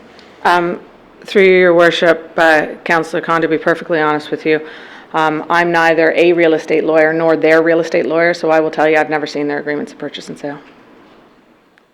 And you also mentioned before about occupancy costs, how it's legislated in the Condo Act, and it's interest on unpaid balance and property taxes and common area expenses, and it's required to be paid.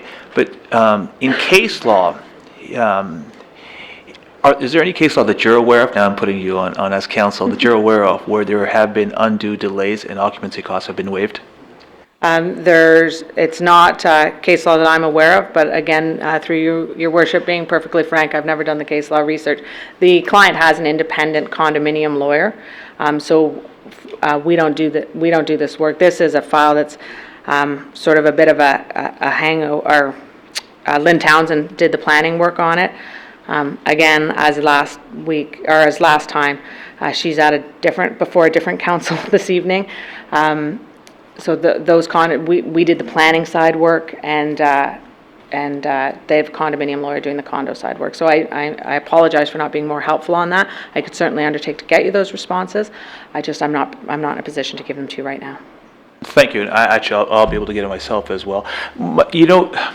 And you've been on this side, and you appreciate our concern. Our concern is there has been delay after delay, and council and the residents are quite concerned about this.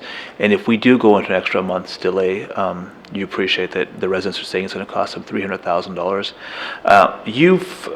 You've indicated that you believe that the work can be completed by February 28th. That's through your worship, as I'm advised by the developer, yes.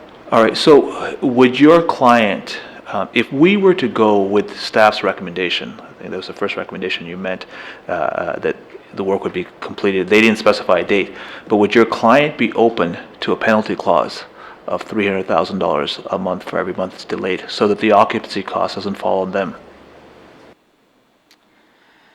You're asking us to put good faith in your work, and we're asking you to put money on that good faith. Through you, Your Worship, I don't think there's the authority to do that under a condominium approval, to be frank, but again, I would have to seek instructions in that regard. You can classify it as a penalty and not as a waiver and occupancy cost. Well, it would be a question of how you would want to enforce that penalty, I think, is from the authority under the condominium approval is the question. But ultimately, at the end of the day, through Your Worship, it's something I'd have to seek instructions on. Our concern this is that the further delays, the more the residents are penalized. And there's some way that we have to stop that bleeding. Understood. Thank you very much, Councillor Lapworth. Thank you, Mr. Mayor. Ms. Baker, if the last nail is installed in this building, the Heritage Building, at say 3 p.m. on February the 28th, 2013, would registration be instant so the people would not have to pay the March 1st occupancy fee?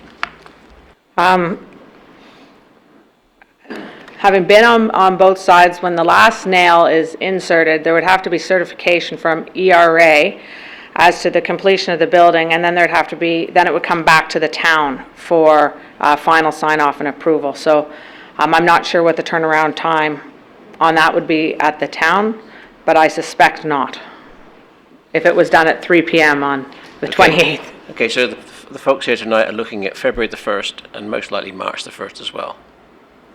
I'm not sure when they pay their occupancy fees, to be honest. I don't know what those timeframes are. Certainly, we would work to minimize that. I'm sure you would. Okay, thank you. All right, thank you, Councillor. I think that completes our questioning of Ms. Baker. Councillor DeMoff. I would like to get the time frame back from your client, though, in terms of how long they would put on the exterior works before we could draw on the line of credit. Under option letter of credit. I'm sorry, Sure, I keep calling that's it okay. a line of credit.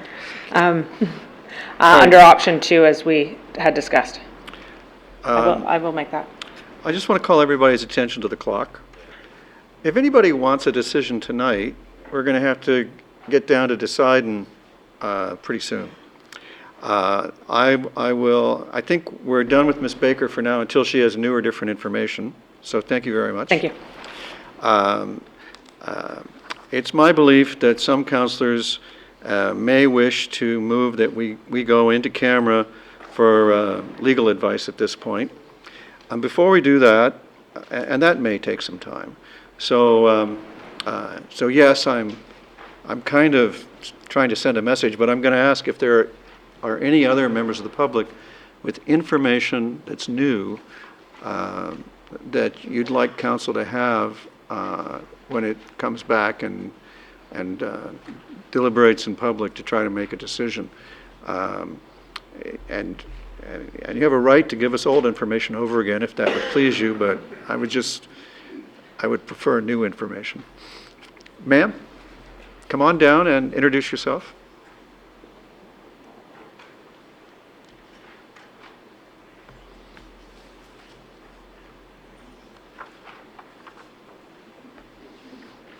Councillor, staff. And if you could arrange to speak to the Thank you. microphone, Yes. it'll help everybody.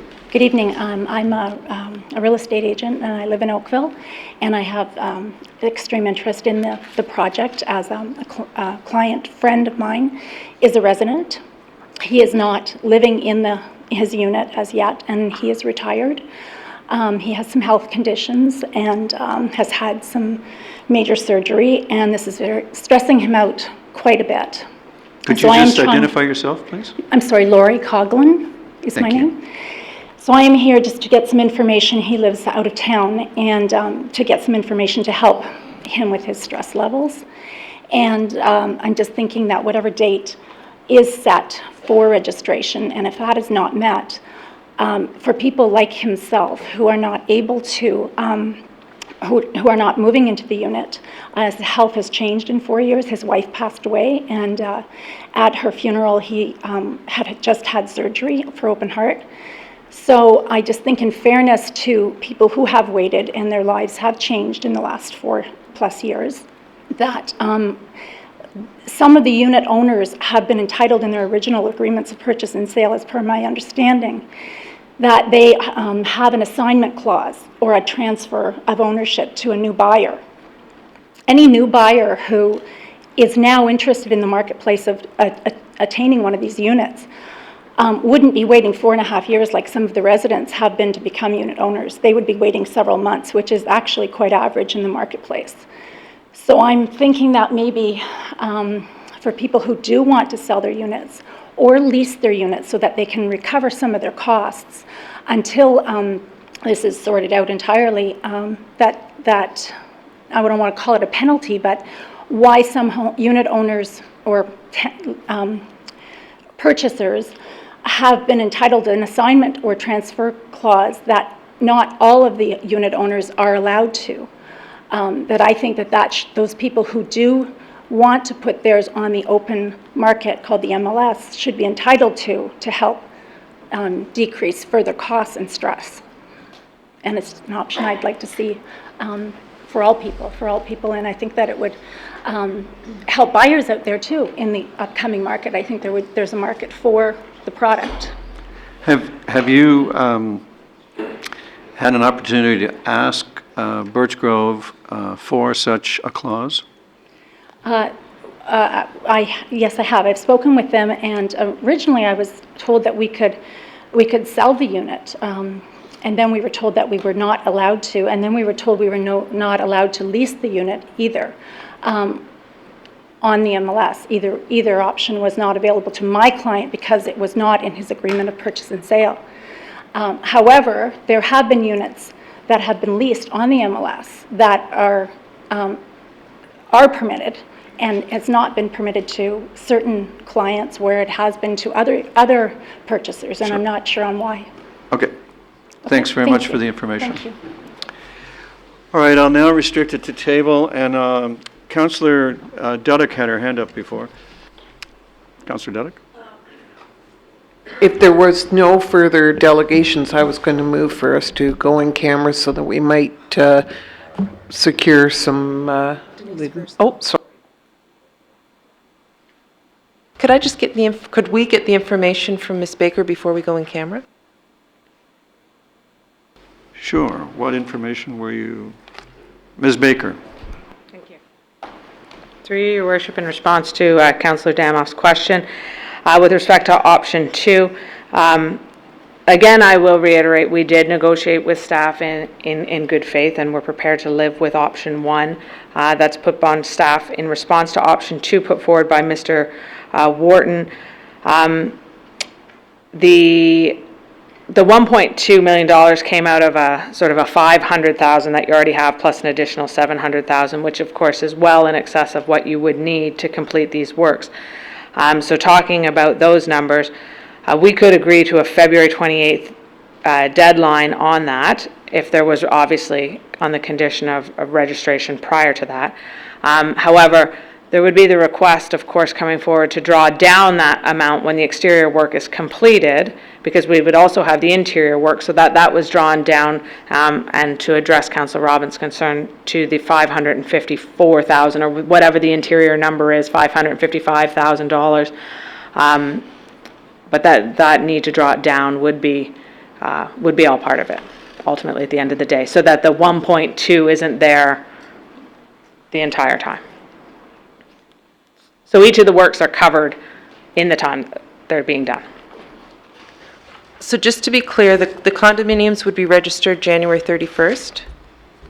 Is that right? That would be up to you. Registrate, yeah.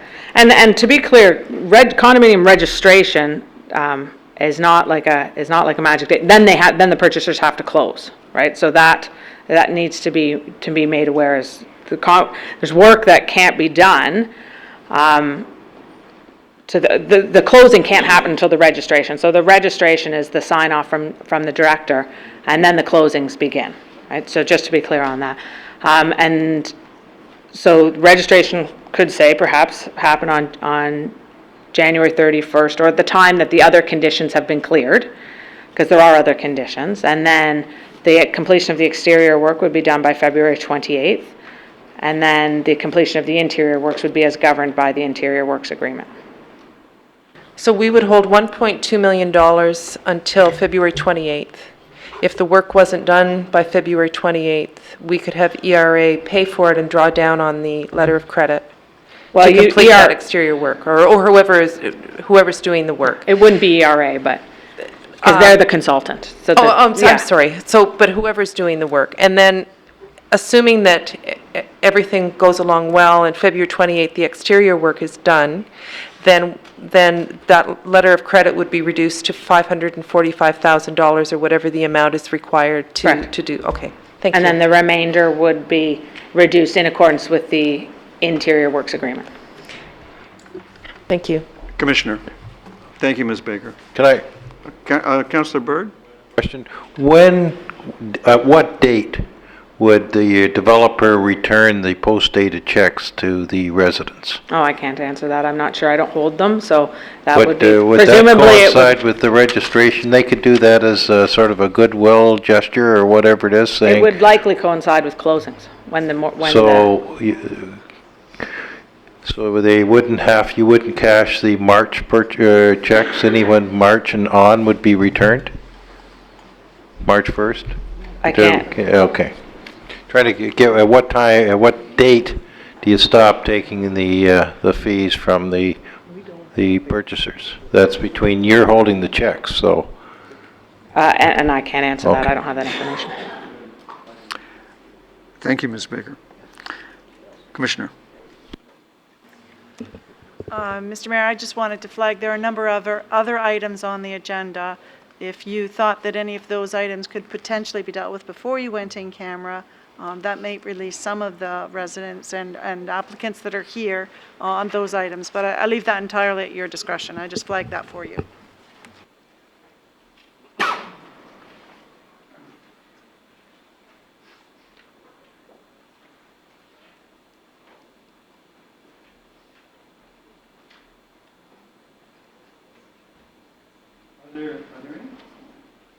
Are there any members of the public here for item number 3, the notice of intention to demolish on Burnhamthorpe Road West? Are there any members of the public here? Where? Okay. Are there any members of the public here for the notice of intention to demolish at 387 Allen Street? Is that a finger I saw? A demure little finger. Anyone here for the zoning bylaw amendment?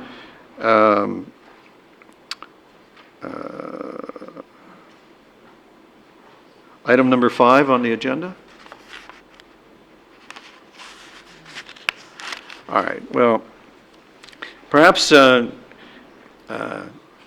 line with the Commissioner's suggestion, I will use my authority under the procedural bylaw to put off, we'll just put this item down for a moment on the assumption that we can quickly deal with 3, 4, 5, and 6. Is there discussion on the notice of intention to demolish? Council, staff? Are there members of the public with information for council on this item? Sir, you indicated an interest. Do you have information? No? You just want to see a decision? I see. Is there a motion? Councillor Knoll. I'll move the approval of the staff recommendation contained in the report. Thank you. Discussion? All in favor? Opposed? Carried. On item number 4, the notice of intention to demolish at 387 Allen Street, is there discussion? Councillor Duddick? Be pleased to move it. I want to check and see if there's a member of the public with information for council on the item. No? All right. The item is moved. All in favor? Opposed, if any? That's carried. On the zoning bylaw amendment, I saw no member of the public here for that. Is there discussion of this item, council? Is there a motion? Councillor Knoll. I'd be happy to move the report contained in the recommendation report as well. Thank you. All in favor? Opposed, if any? That's carried. And item number 6, the Heritage Oakville Advisory Committee recommendation. And is there anyone here for that matter? Okay, Councillor Duddick? I was going to move it. Well, so you got an early chance. Thank you. Any members of the public with information on this item for council? All right, then, council, all those in favor? Opposed, if any? That's carried. Now, I understand that we have a motion to proceed into camera on item 2, which we now return to, for the purpose of receiving advice that is subject to solicitor-client privilege, including communications necessary for that purpose with regard to this matter. And the mover was that Councillor Duddock. All those in favor? Opposed, if any? That carries. Council, we will take a 2-minute bio break while we excuse the public and rig the chamber for a closed meeting. All right? Your worship, sorry, given the amount of people, would it be better for us to maybe vacate? I think it'll be faster if we stay here. And at this point, I think everybody's more interested in speed than comfort. I could be wrong, but I'm guessing. All right, council now resumes its public session, having been in camera to receive advice subject to solicitor-client privilege on the matter. And now, Councillor Robinson, Chair recognizes you.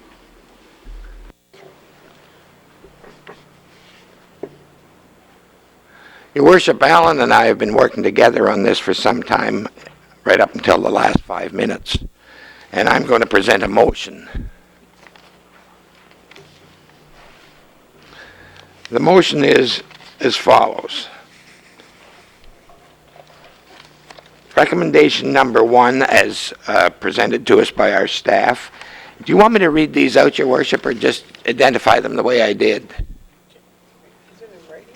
I'd like you to be as clear as possible for the benefit of the public in the chamber and the public at home. Recommendation that the draft plan of condominium 24 CDM 12001/1729, the application submitted by Birch Grove Estates, prepared by Kermar Surveyors Limited, dated August the 1st, 2012, be approved, subject to the conditions attached as Appendix A to the report from the Commissioner of Community Development and Legal Department, dated January the 8th, 2013,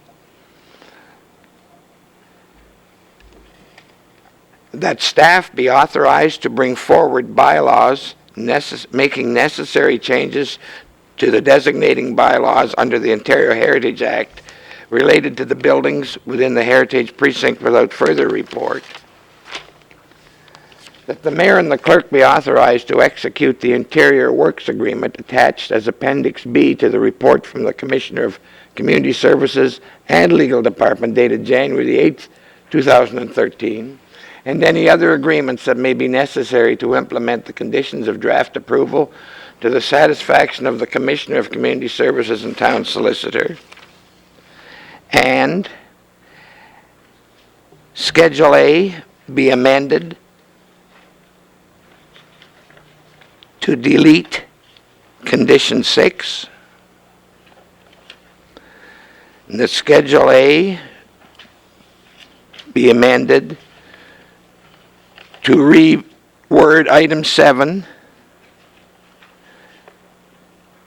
to include an exterior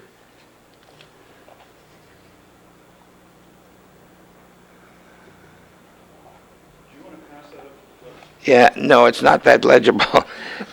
We've made so many changes. To include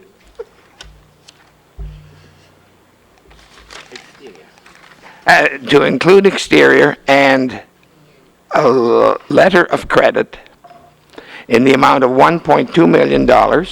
Councillor, well, I'm perfectly happy to have a 2-minute recess so that you and your colleague can write this out clearly. The way you're reading it, I don't know that any of us can follow it. So council will take a 2-minute recess while the councillors write their motion. Well, actually, Your Worship, the first 3 I read were actually motions that were quite easy to read. They're legislated by staff. I perfectly understood that what you've given us is recommendations 1, 3, and 4, and it's only the additional matter that you're struggling over that I'd like to give you the time to write out clearly, so that we can act in as professional a manner as possible. All right. Okay. So Okay. we're recessed until the call of the chair. No. All right, council is now back in session. And as the first thing we do, given the clock, is I think maybe we'll have a motion to go past the hour. Councillor Lapworth, thank you. All those in favor? Opposed, if any? For the public's benefit, that means we can go as late as 10:30, but we can't extend past 10:30. So that's our new drop-dead moment on the clock. All right, the chair is in receipt of a motion from Councillor Robinson, and it's had the benefit of some wordsmithing from the solicitor, who I think I need to say doesn't support the motion, but has done a professional job of assisting in the language to give effect to the intent of the councillor. I will read the motion. And before I begin, I will explain that it's almost all of the existing staff recommendation in the supplemental report, with a wording change to item number 2, and then an additional piece. So the first part, item number 1, is unchanged except for the words "as modified." So it would be that the draft plan of condominium application submitted by Birch Grove, prepared by the surveyors, dated August 1st, 2012, be approved, subject to the conditions attached as Appendix A and as modified to the report from the Commissioner of Community Development and the Legal Department, dated January 8th, 2013. Number 2, that staff be authorized to release the heritage easement agreement from the lands upon the registration of the condominium. So that would delete the words "subject to the draft plan of condominium upon the completion of the works required by the heritage easement agreement." Number 3, as written, which for greater clarity is that staff be authorized to bring forward bylaws making necessary changes to the designating bylaws under the Ontario Heritage Act related to the buildings within the Heritage Precinct without further report, and 4, that the mayor and clerk be authorized to execute the interior works agreement attached as Appendix B to the report from the Commissioner of Community Development and Legal Department, dated January 8, 2013, and any other agreements that may be necessary to implement the conditions of draft approval to the satisfaction of the Commissioner of Community Development and Town Solicitor. And then that completes the old item 4. And then 5, that the conditions in Schedule A be modified to A, defer completion of the HEA requirements until after registration. B, require an agreement similar to that in Condition 7, securing and satisfactory to the Commissioner and the Solicitor, securing the completion of the HEA works by February 28, 2012. And C, requiring the securities to be increased to $1.2 million to be reduced to $555,000 upon the completion of the balance of the exterior works, and to be used to increase the securities for interior works. So, Madam Solicitor, is that as you wished or advised, rather? I believe that the $550,000 at the end was to be used to increase the securities held, Right. or proposed to be held. So instead of $497,000, we would be holding $555,000. Right. So the $1.2 million to be reduced to $555,000 upon the completion of the balance of the exterior works, and to be used to increase the securities for the interior works. So, Councillor, is that your motion? Councillor Adams. It would be, I think, of great benefit if that could be put on the overhead. You would not be able to read it. We've already considered that. So given the hour, you can have a decision tonight, or you can have it on the overhead in 3 weeks. I mean, we considered that. Please, give us credit. So I'll call for discussion, and I hope there will be a little bit. No discussion? Councillor Demoff. I'm happy to read it until you're clear about it. It won't go. Well, You won't be able to read it. fair enough, and I think I've got the gist of it, but it might be helpful if you go through it again. All right. Is there any particular part, or do you want me to do it all? Item number 5 was the least understandable, I think. So you have before you 1, 2, 3, and 4. On number 2, all that happens is the completion of the works gets replaced by the registration of the condominium, which satisfies the request from the residents. You're clear on that. Number 5, that the conditions in Schedule A be modified to A, defer completion of the HEA requirements until after registration. This is just a logical follow-on to what goes on in number 2. B, require an agreement similar to that in condition 7. That's the one for the interior works. I'm sorry, yes. Securing the completion of the HEA works, that's the exterior works, by February 28th, 2012. The intent of this is to set a date to execute on the letters of credit. Are we clear? C, requiring the securities to be increased to $1.2 million to be reduced to $555,000 upon the completion of the exterior works. So the balance, and this has the effect of raising the amount of money held as security on the interior works from the old 497 to the new 555. So are we all clear now? Councillor Lapworth, you were first.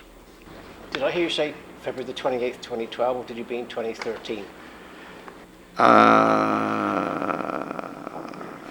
said 12, but you should have heard 13, and I'm glad you did. Good catch. Are you an accountant or a tax preparer or some kind of detail guy or something like that? Yeah, bean counter. Okay, very good bean counting. Councillor Elger. At the end of all of this, can you just remind us who owns the buildings? At the end of this exercise, the developer still owns the buildings. Thank you. Councillor Demoff, I believe you might have wanted to, you were next, I think. I had a question, actually. If we go through all of this and the work isn't done and the developer owns the building, are the residents now severed from these heritage buildings, or do they still have some responsibility for them? The release of the heritage easement agreement and the severing of the property was what was going to separate them out. So they will be released from all obligations associated with the heritage buildings. So just to clarify, Councillor Robinson, so they would get registered. We would get $1.2 million as a letter of credit. The developer will endeavor to finish the work by February 20th, 2013. If they don't, then we can start drawing on the letter of credit to complete the work. Once it's done, the exterior work's done, then we continue to hold $550,000 for the interior works. Is that the short? That is what I read. Okay? Any speakers? None? Councillor?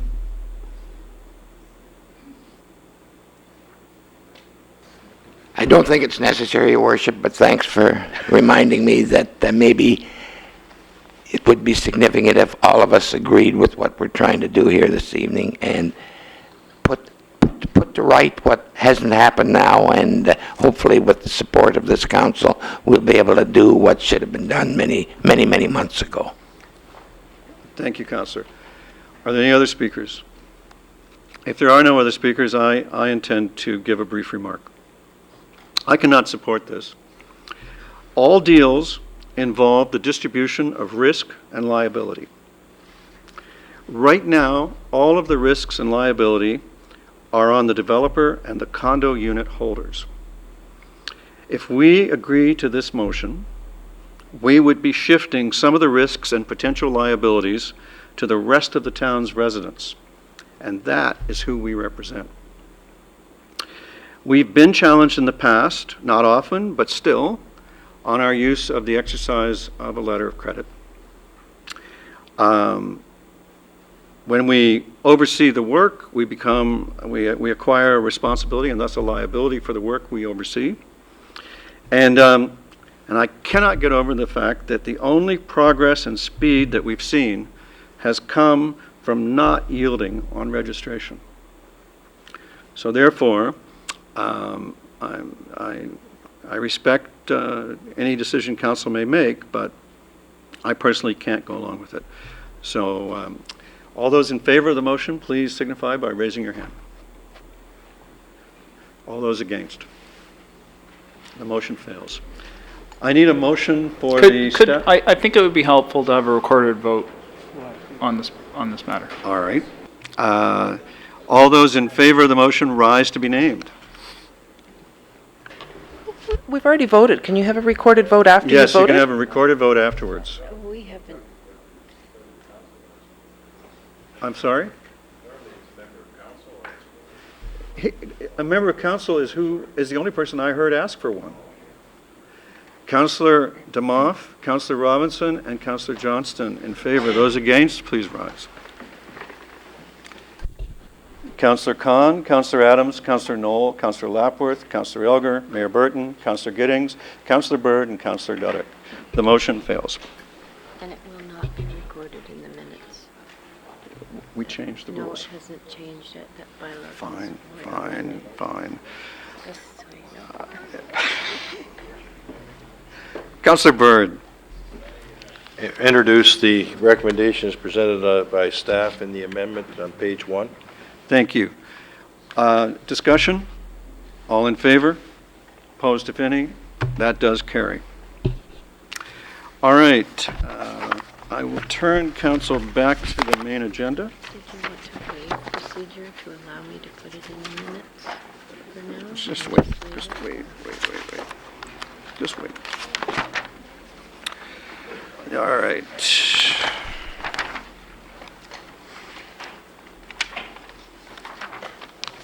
There you go. Now, do you want that waiver?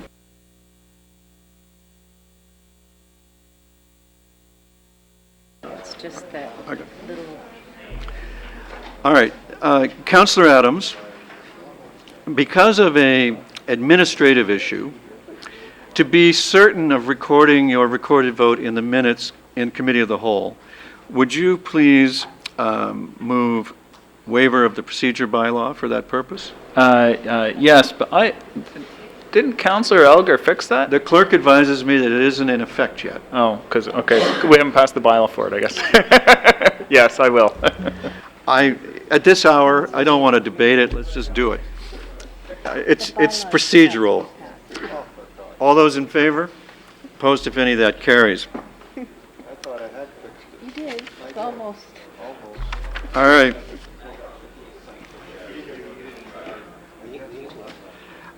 It would now be in order for a motion to rise and report. I need a councillor to move that. Councillor DeMoff, thank you. All those in favor? Opposed, if any, that carries. I rise and report that the Committee of the Whole has met and made recommendations on consent item 1, public hearing items 2 and 2A, discussion items 3, 4, 5, and advisory committee minutes item 6, as noted by the clerk. I need a mover and seconder for our report. Councillor Johnston, Councillor Giddings, all in favor? Opposed, if any? The report is adopted. Council, is there any new business of an emergency, congratulatory, or condolence nature? Then in that case, we reach consideration and reading of the bylaws. We need a mover and seconder for the bylaws. Councillor Knoll, Councillor Khan. This is the authority for bylaws 2013-02 and 2013-06 as presented in the agenda. All those in favor? Opposed, if any? Those are carried. That completes the agenda. Thank you for your time and attention. It's been good working with you. Good night.